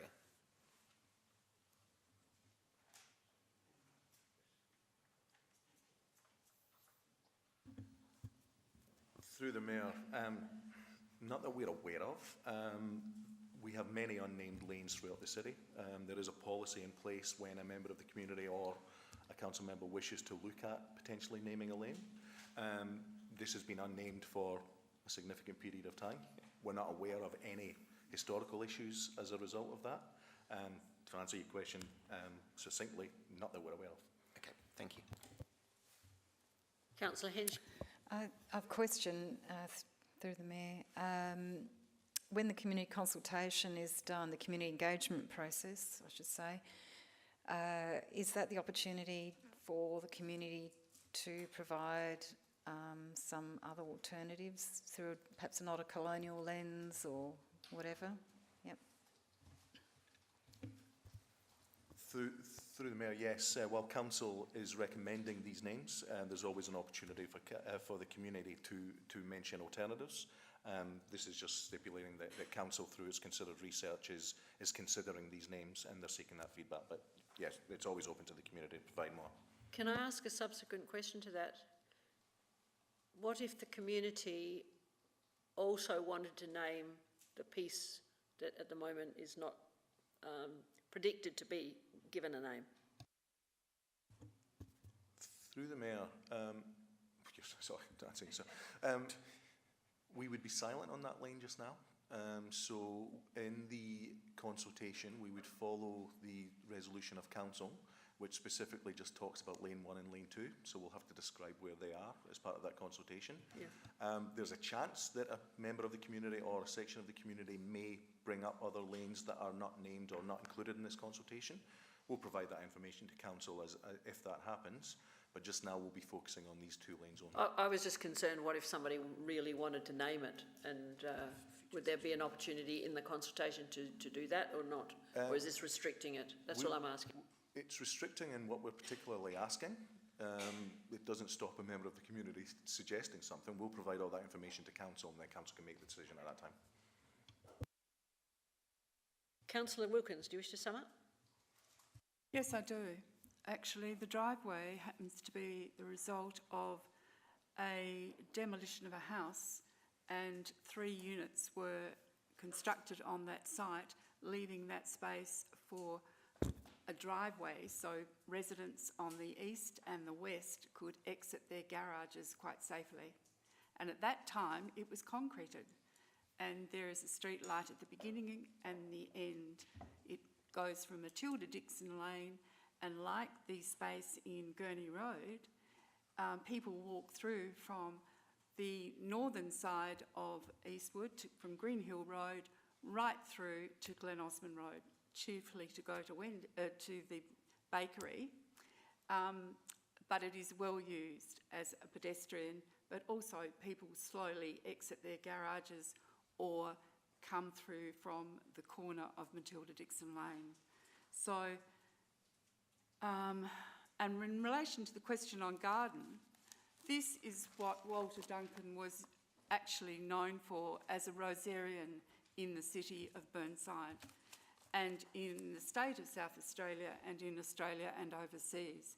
His significant legacy is the property that he has built at Clare from the stones of the original Duncan house that was in Green Hill Road at Eastwood.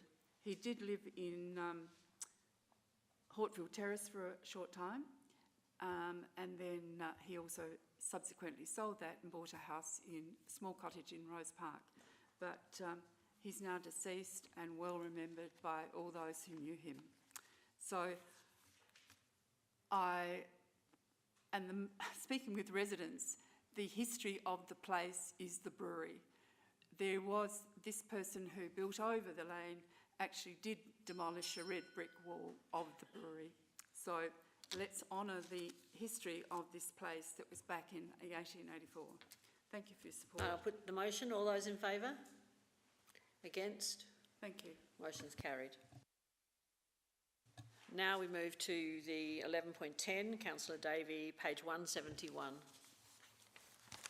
Thanks, Mayor. I'll move in accordance with the recommendation that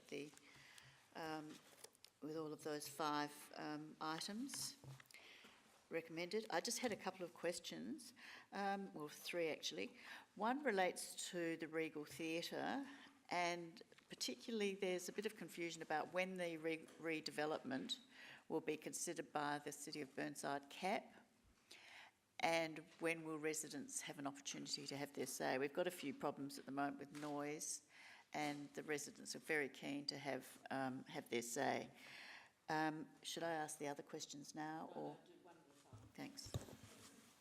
Through the Mayor, if there's any particular issues in terms of current operational issues, the residents can contact us at any time, as they have done recently, and we are preparing a response for some of those matters. With respect to the DA, currently being considered by CAP, or will be by CAP, the community engagement period on that is now closed. We have received some representations from members of the community. We are preparing a response to those. I've personally met with some of those residents to speak about those concerns. At this stage, I believe the CAP, it's scheduled for the end of March. I think it's 30th of March meeting, I believe. However, if that changes, we will let you know. Councillor Cornish, you've got a question too? Or I'm you're seconding? just seconding, and I'll reserve my right. All right. Now, Councillor Henschke. Thank you. Question regarding the letter from the Chief Executive Officer of ACH Group, Linda Felt, to our CEO. In that letter, the CEO asks if there are any questions to contact them to the Executive Manager of Property, Ben Ward, and I was wondering if we have contacted the CEO of ACH to advise them of our submission that was recently made, or whether in the process of preparing the submission that we engaged with Ben Ward, the Executive Manager of Property at ACH. Thank you. Through the Mayor, prior to Council considering the motion when it agreed to submit the representation, I spoke personally with the member of ACH that you're referring to give a courtesy update, which he appreciated. There has been no further communication at this stage because the representation was our priority, which we circulated to you all last Friday, I believe, when we submitted it on Friday. The applicants will now, though, take the opportunity to consider that representation, and they will have to provide their comment in response to that representation and any other representation received by members of the community, and then submit that to the department, and then ultimately will go to SCAP for consideration. So no further communication has been held at this stage. However, I'm sure there will be further discussions as it progresses. Councillor Davey. Thank you.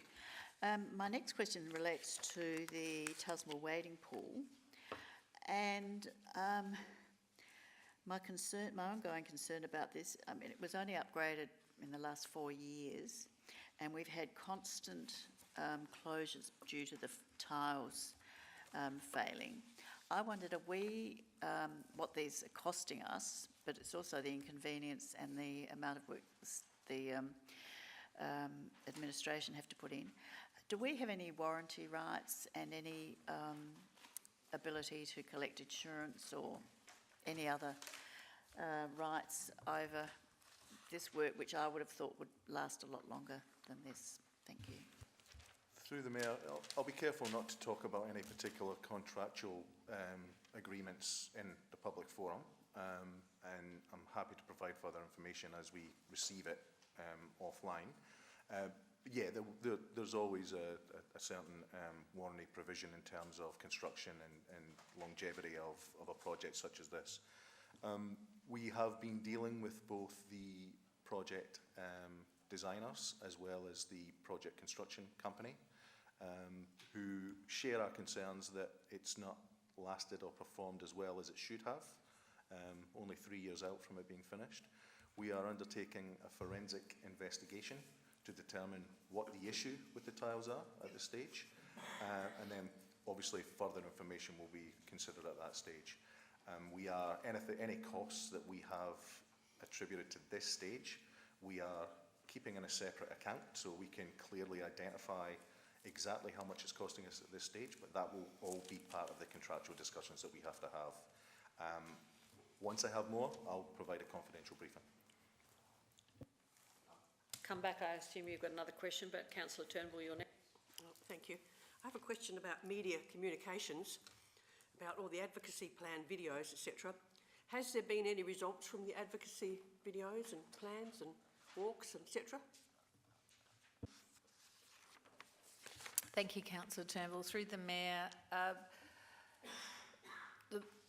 think you've asked this maybe before, but I think the engagement with our advocacy plan and the timing has proved to be positive. So we have had several meetings with ministers and departmental officials.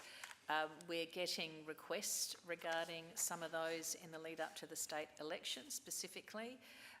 We've obviously had the Jack Batty and the Liberal candidate for Dunstan, Anna Finizio, do the announcement on the Regal Theatre, committing to $2.5 million for the upgrade. So that has been a very positive outcome. We've met with the Minister for Sport, Recreation and Racing, and we've also met with the CEO regarding the policy change around accessing schools for community usage. And we've also spoken about the baseball, Kensington baseball, around the grant application, and we've actually got some insights into how we can work and get a better application. So I believe we have got much better relationships and access than we have had previously. And when it comes down to the actual dollars, that will have to come back as a report to council to actually show what we have achieved in dollars and what we've achieved regarding relationships and access and setting us up for the next advocacy plan. Councillor Davey. Thank you. Just two more quick ones. What's on page 178, what's council's outward-facing online booking system for which we've allocated a multi-year contract? I'm not quite clear what this is. Sorry, what was the page number again? 178, and it's in finance under procurement dispensations. And then I have a question about the Walkerville Council withdrawal from ERA water. Thank you. Through the Mayor, the outward-facing system is a program called Bookable. It's what we currently use so that community members can book venues online, so they can jump on and they can see availability and book those. The dispensation involved with that also involves centralizing our ticketing function, because right now we use various ticketing functions with different software, cloud software hosted who knows where. This centralizes all in one location, which means we now have full council control over ticketing to things like library events and all that kind of stuff. And you had a subsequent question? And then the letter from the Minister for Local Government about the ERA Water Charter and inviting us to make a submission.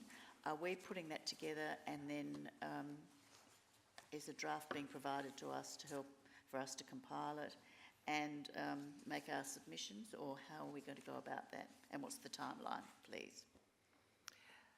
Through the Mayor, we've responded to the Minister saying in a joint letter, as you can see in the papers, we do not have the information from the town of Walkerville as yet to make the submission. So we are waiting on information. I have put a call into Dr. Andrew Jackson from the town of Walkerville because we can't provide a submission because we do not know the terms or the reasons for their withdrawal at this point. So we will be providing a response jointly with Norwood, Payneham and St Peters. Obviously we have council members on the audit committee as well as on the board, which we would be working with as well. So I would suggest that that would probably be the way that we would try and draft something from the council, the joint councils, back to the Minister. And could I sum up? Yes. And just in summing up, I'd just like to congratulate the team for achieving the council modernisation grant from Green Adelaide for expanding the weekly photo collection. $57,000, it's a very nice tidy sum. It's so ironic that they're giving us money to support this when they could just, with a stroke of the pen, support weekly and I'm not sure if it's the same minister, so I might be speaking out of turn, they could actually say, we can give us permission to just have weekly FOGO collections. Is there any indication of when that's likely to be, or are we still in abeyance? But well done anyway for getting the grant. It's fabulous that we can continue it. Thank you for your question and congratulations. This has been a continuous issue that we've been advocating on to the state government. So Green Adelaide aren't, this is Green Industries. It's been through the EPA. They did a consultation through Waste to Resources, and when they commenced that whole project, which was maybe 3 years ago, they specifically took that element out of the consultation and proposed legislation change. So when we do see a revised Waste to Resources policy, this will not be addressed. So it still is something that is missing and still remains a gap in the whole sector economy policy approach for state government.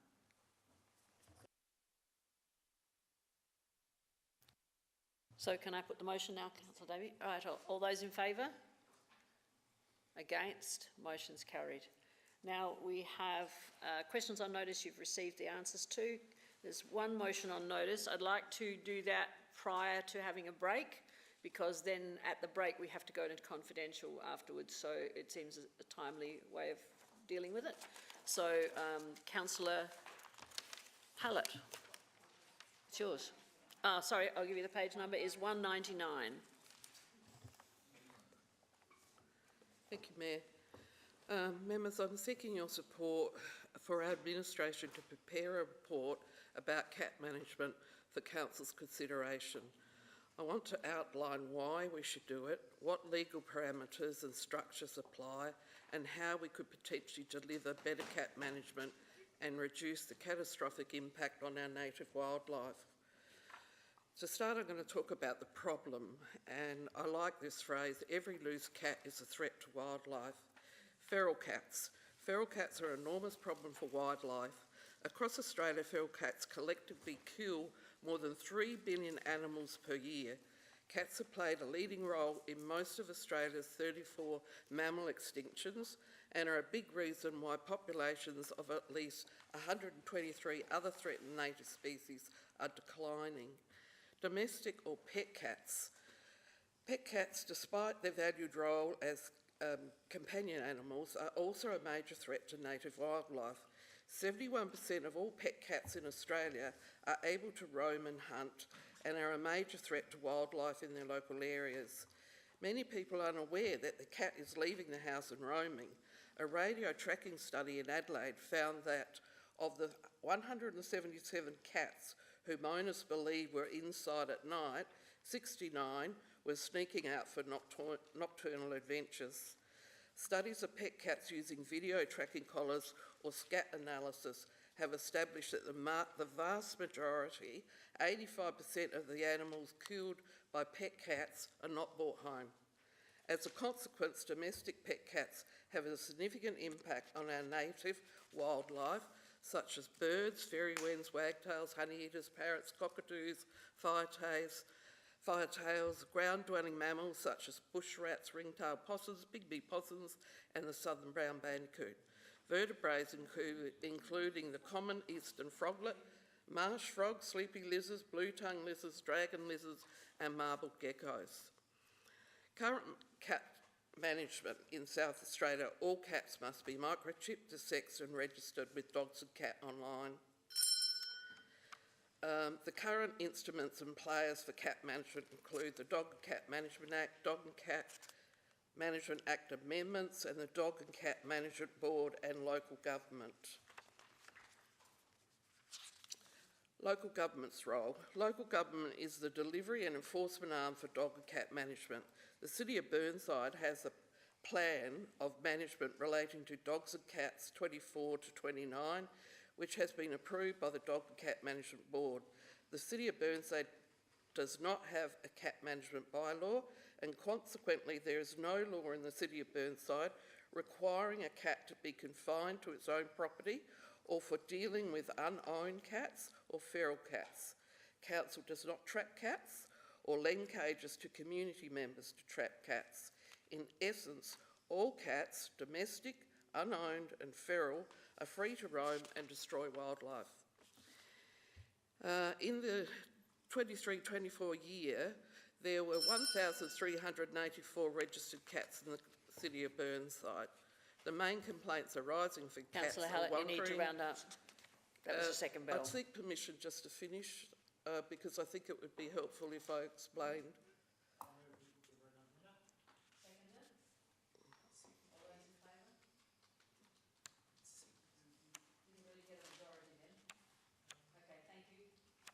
Go. Beg your pardon? 1 minute. Okay. City of Campbelltown has a cat bylaw, the City of Mitcham has a cat bylaw. So what are the potential roles we could play? Well, we could have trapping programs, impounding, roaming or dump pet cats, establishing, strengthening and improving bylaws, mandatory registration, early age desexing, subsidised desexing programs, setting limits for the number of cats per household, reducing populations of strays, dedicated resourcing for regional cat management officers. So hopefully there's a whole lot more information. I do have copies of this, which is where I've taken most of my facts from, so if anybody would like that.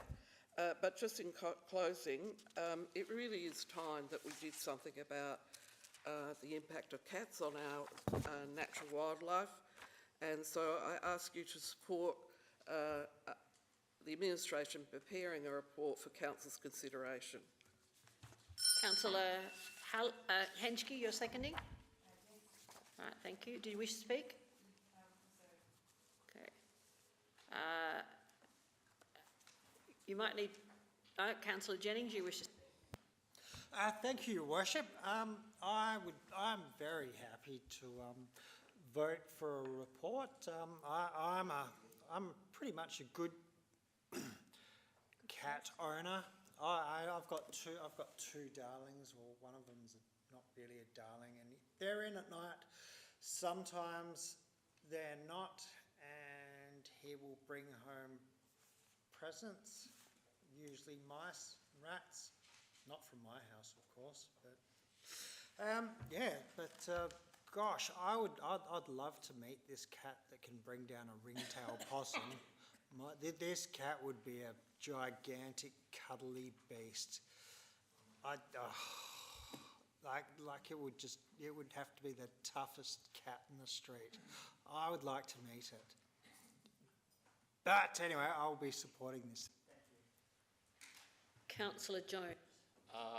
Yeah, I've got a question. I'm presuming that the council staff are busy people. What will this report tell us that we don't already know? Through the Mayor, thank you for the question.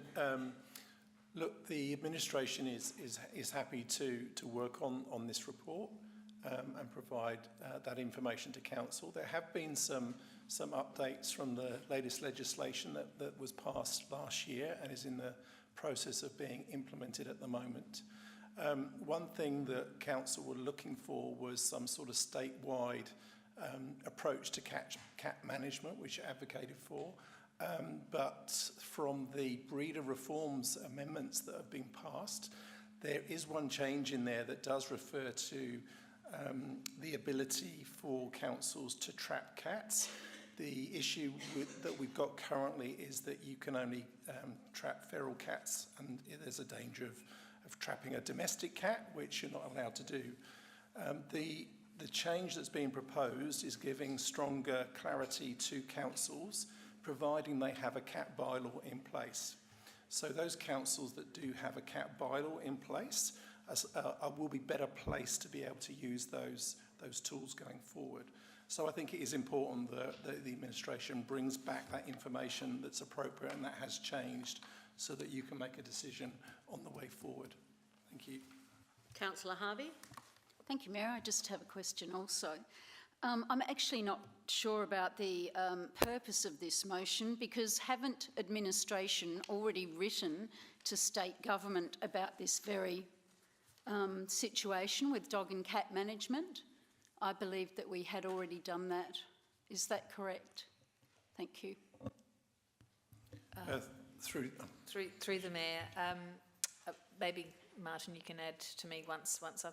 There's been a whole of sector work undertaken by the LGA, and there's been certainly maybe some pressure from other parts of state government for councils to do their own bylaws, but we're really looking for sort of a state government-led approach.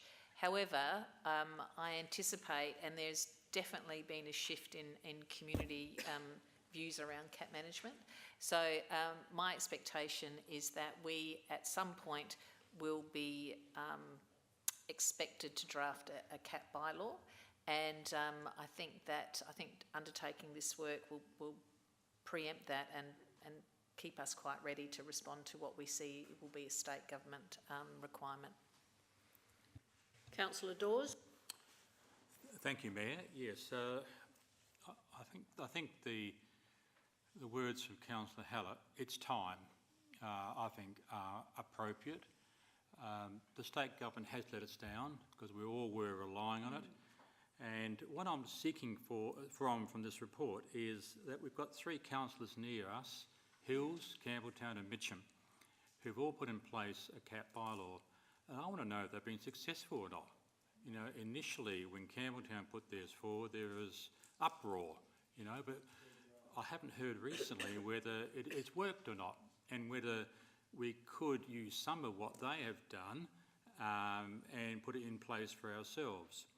The other important part for me is that we have a hills face zone, which not many councils have, and because of that we have a number of feral cats.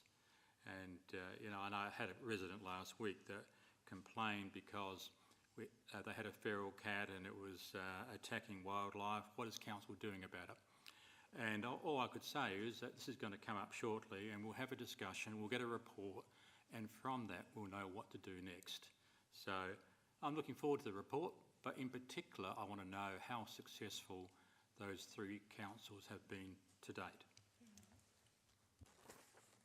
Councillor Davis. Thank you, Mayor. Yes, I support this.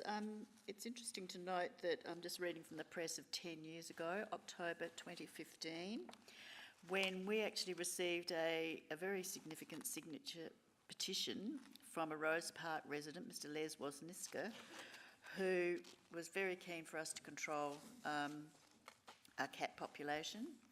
Council did a lot of work and expended a lot of energy into working on this, and we were considering bringing in bylaws. We did some community surveys which showed that, the first survey showed that 73% of residents were in agreement with better control of cats, and a follow-up survey, that figure was 79%.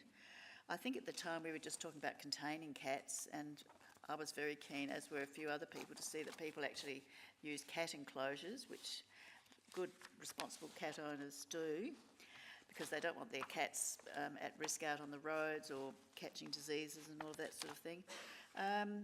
But the community really think, and as was alleged in this petition at the time, which I still think is very sound, is that if you own an animal and live among neighbours, you have to be responsible, and part of that is being a responsible cat owner, the same as being a responsible dog owner and a responsible resident. We actually did all of the work and put it to council, and it was lost 4 to 6 against the bylaws, and so it died. It was all too hard, and everybody thought the state government should be doing all of the work. So despite our community really supporting this, we couldn't make it work. Hopefully there is some more support now in the government. I think we register cats now, but it's all voluntary, and there really isn't any reason, I think, why we should not treat cats in our community the same way we treat dogs. Dogs used to roam free, bite people, attack people. They're way under control now. They don't roam.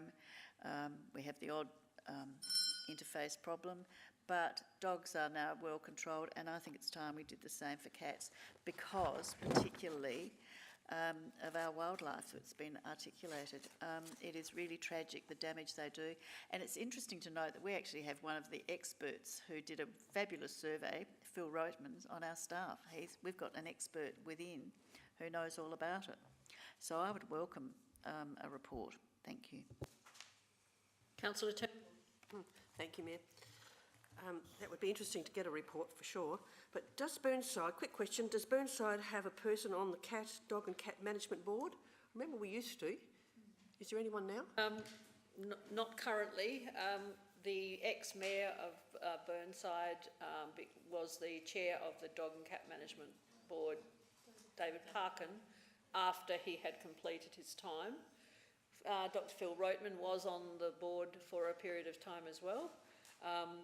Mayor Parkin came to the end of his tenure in January this year, and the nominations committee of the Local Government Association that I'm on put forward 2 nominations to the minister. Well, they're going to the minister this week for nominations for the minister to choose the person to take over. I think there are about 8 people on the board, and half of them are councillors from different councils, and the other half are independents who are not connected with councils. So are we nominating anybody? No, we aren't. It was only for the chair. It was only through. I can't remember the nomination process. You had to be on the board of the LGA or recommended by the board. So I certainly did not nominate. Not that I'm disinterested in this whole issue, but there has been a prolonged study being done by the LGA along with veterinarians and other stakeholders in cat management. That has been going on, and there's a report with a strategy and many recommendations sitting currently. It went to the Minister of Environment, who of course has Susan Close, who resigned, but I believe it's somewhere between that desk and the new minister. So, and again, we're waiting for that. We don't know all of that yet, but it will eventually be published. But it's certainly heading in the direction of getting a statewide cat bylaw. Now, Councillor Jones. Yes, I've got a question. How many extra staff do you think we will need to conduct the endless whack-a-mole game of eliminating feral cats in Burnside?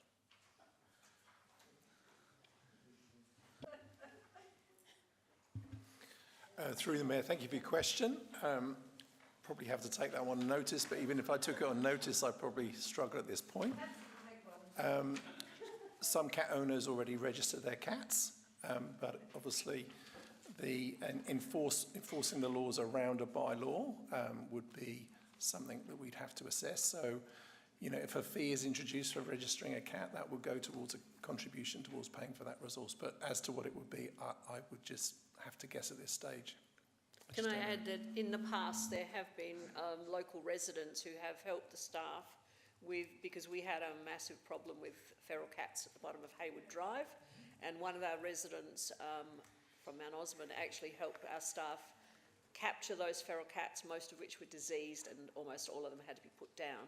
But I'm talking about 20 plus cats that were living in the area, and I believe I don't know how extensive the problem is at Skye, but I believe there's a problem up in Skye currently as well. But certainly a resident did aid the council in that eradication. Now, Councillor Corn. A question, if I may. Can I just clarify, again, probably, and I do apologise, that the big major change that's happened legally is through this breeding law or regulations, and allows councils to now trap cats. That is a big change that we weren't previously ever going to be allowed to do. Is that correct? Is that my assessment correct? Thank you. Through the Mayor, I might just read out what the actual proposal is. I think that will answer the question. So the amended clause 16, power to seize and detain cats. 1, for the purposes of section 64(1)(b), an authorised person may seize and detain a cat including to avoid doubt an identified cat, if A, the council for the area in which the cat is seized and detained has made a bylaw that is in force requiring cats to be controlled, secured or confined in a specified manner or in specified circumstances, and B, the cat is not controlled, secured or confined as required by the bylaw. For the purpose of this section 64 2B3 of the Act, a person or body approved by the board is specified. So what that means is that it's removing the requirement to only be able to trap feral cats, which obviously is a very difficult thing to do. So this says, providing you have a bylaw in place, you can enforce those entrapment regulations to control the issue to the bylaw that you've got in place. Thank you. I will speak to it. I was a little dubious to support this motion to begin with because I do remember the 2015 proposal, and if I remember the figures correctly, it was going to be an extra $180,000 a year for ratepayers to cover the cost of managing a cat bylaw. Although I probably might be out by 20 grand with that one, you never know. And that to me at the time was probably a really expensive process to go down. But if we've got the ability now to potentially manage that and our feral populations in a way that will do it, and the requirement for that management is having a bylaw, I think it might be an idea to understand what we might be looking at in this new landscape, and seeing how much it's going to cost ratepayers, because it won't be self-funded, that's for sure. But it'd be interesting to see how much additional money in today's dollars, not 11 years ago, it will actually cost us to actually do that. Obviously, we'd have to, if we accidentally pick up a cat that is microchipped, we're going to need to build a facility to house them and feed them and monitor them. You know, there are all those costs involved as well that this council will have to look at. So looking at that, I think it's an important thing for us to consider again. It has been 11 years since this council considered it last, so thanks. Councillor Jones. Yeah, look, I'm going to speak against this. You may be aware that Australia has the world's longest fence. The dog fence to keep dingoes out of southern Australia. And the only way you're going to keep feral cats out of Burnside is if we build a cat fence around Burnside, because cats are territorial, and at the moment domestic cats have territories which they defend, which keep feral cats out. If you confine domestic cats, all that's going to happen is feral cats are going to expand to take over that territory, and until you wipe out cats in Australia, or until we build the Burnside cat fence, whenever we capture and kill feral cats, that's if we're allowed to kill them, we might just have to capture them and release them. But until you get rid, every time you remove a feral cat, one from outside Burnside will come in and reclaim the territory. So this is a total waste of time, which is why I called it a whack-a-mole game.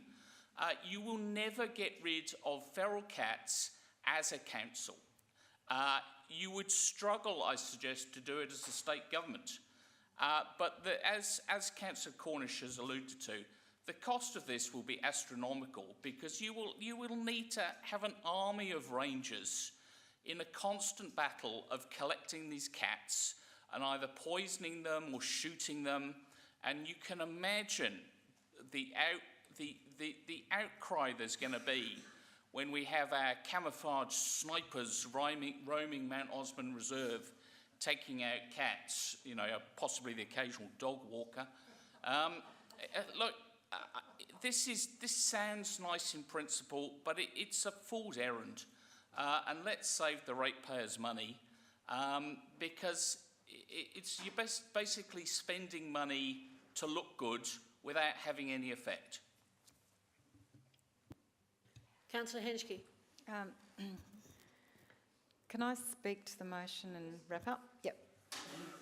So I'd like to thank you all for your putting yourself in a frame, a positive, what the positives are about this, and I thank Councillor Hallett for this motion, because the report, I imagine, would also outline the key benefits of cat bylaws. And one of those key benefits is for the cat itself.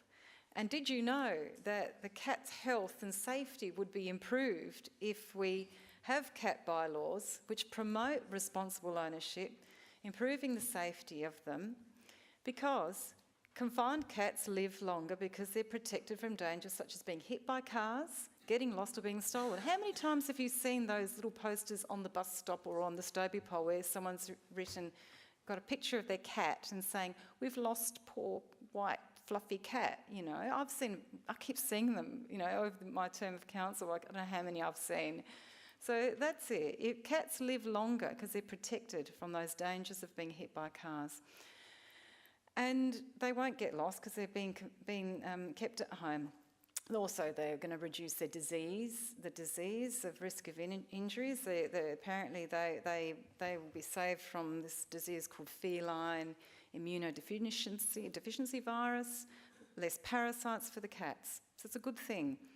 Yeah, protecting native wildlife, we've heard from Councillor Hallett on that.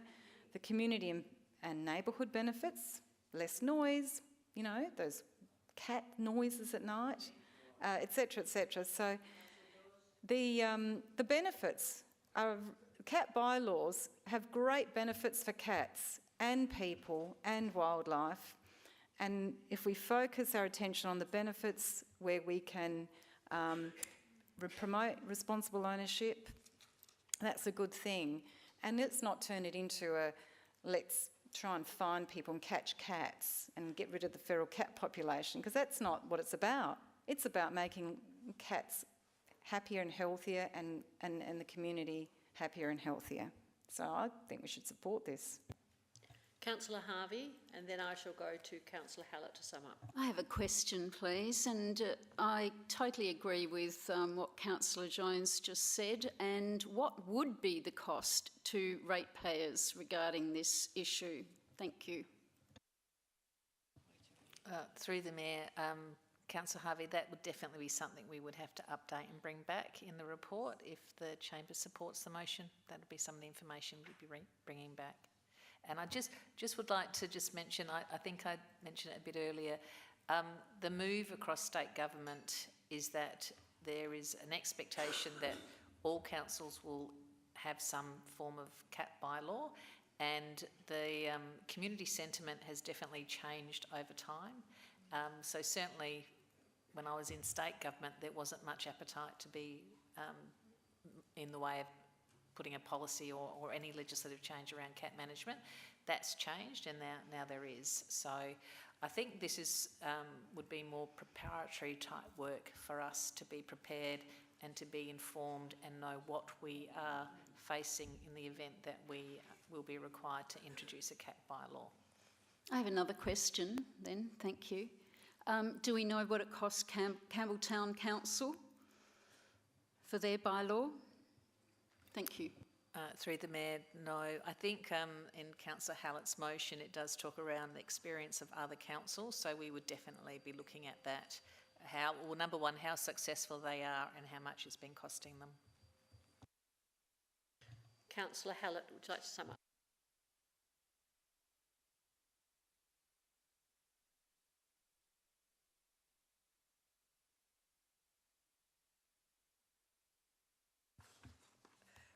Just so that you know, the city, in answer to you'll never be able to shut it down, you may be right about that, but you can make a big difference and you can stop hundreds of native animals being killed.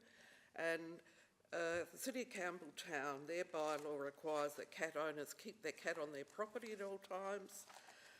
They have to register the cat, they have to ensure their cat wears identification, they have to ensure their cat does not cause nuisance and has a limit to 2 cats per property. And the City of Mitcham is actually about the same. So we're the odd one out. We're a haven for the stray cats, Councillor Jones, because we're not doing anything about controlling them. So this is about, as Councillor Henschke said, it's not just about capturing stray cats, and it's about capturing cats that are starving and are diseased and are suffering, and doing something to relieve their misery, as well as save our wildlife. So that's about all I've got. I think we should just put it. I'll put the motion. All those in favour? Against? Motion's carried. Division's been called. Those who supported the motion, please stand. Councillor Dawes, Wilkins and Jennings. Councillor Davey, Zing and Hallett. Councillor Cornish and Henschke. And those against, Councillor Turnbull, Councillor Jones and Councillor Harvey. Thank you. I'm now going to suggest we have a 10-minute break.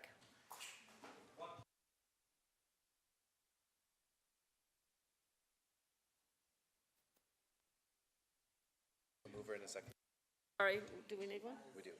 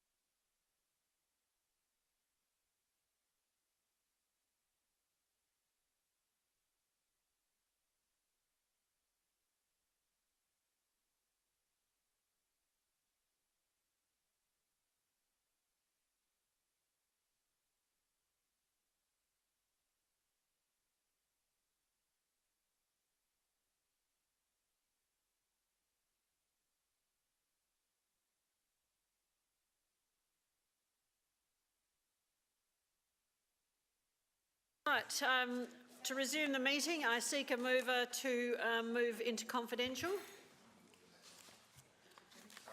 Move into confidential, I need a mover. Sorry? Councillor Jennings was first and Councillor Turnbull seconded. All those in favour of going into confidential mode? Thank you. Now, just going to, there was an update, wasn't there? Yeah. First of all, there is an update, so I'm going to ask Mr Cant to provide us with that update. And then I'm going to suggest that we move to, or that somebody like to move a 15-minute informal discussion time. So someone can think about doing that after we've had the update. Okay, off you go. Thank you, Mayor. Following the confidential resolution of Council at the last meeting, through the motion without notice,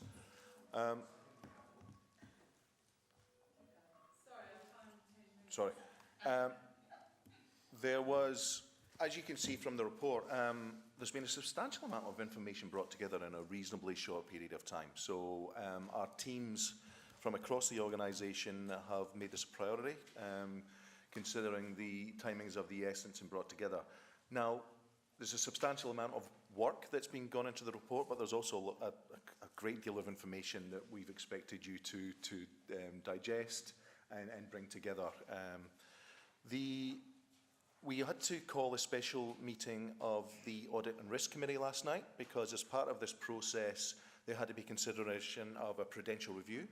So that was a requirement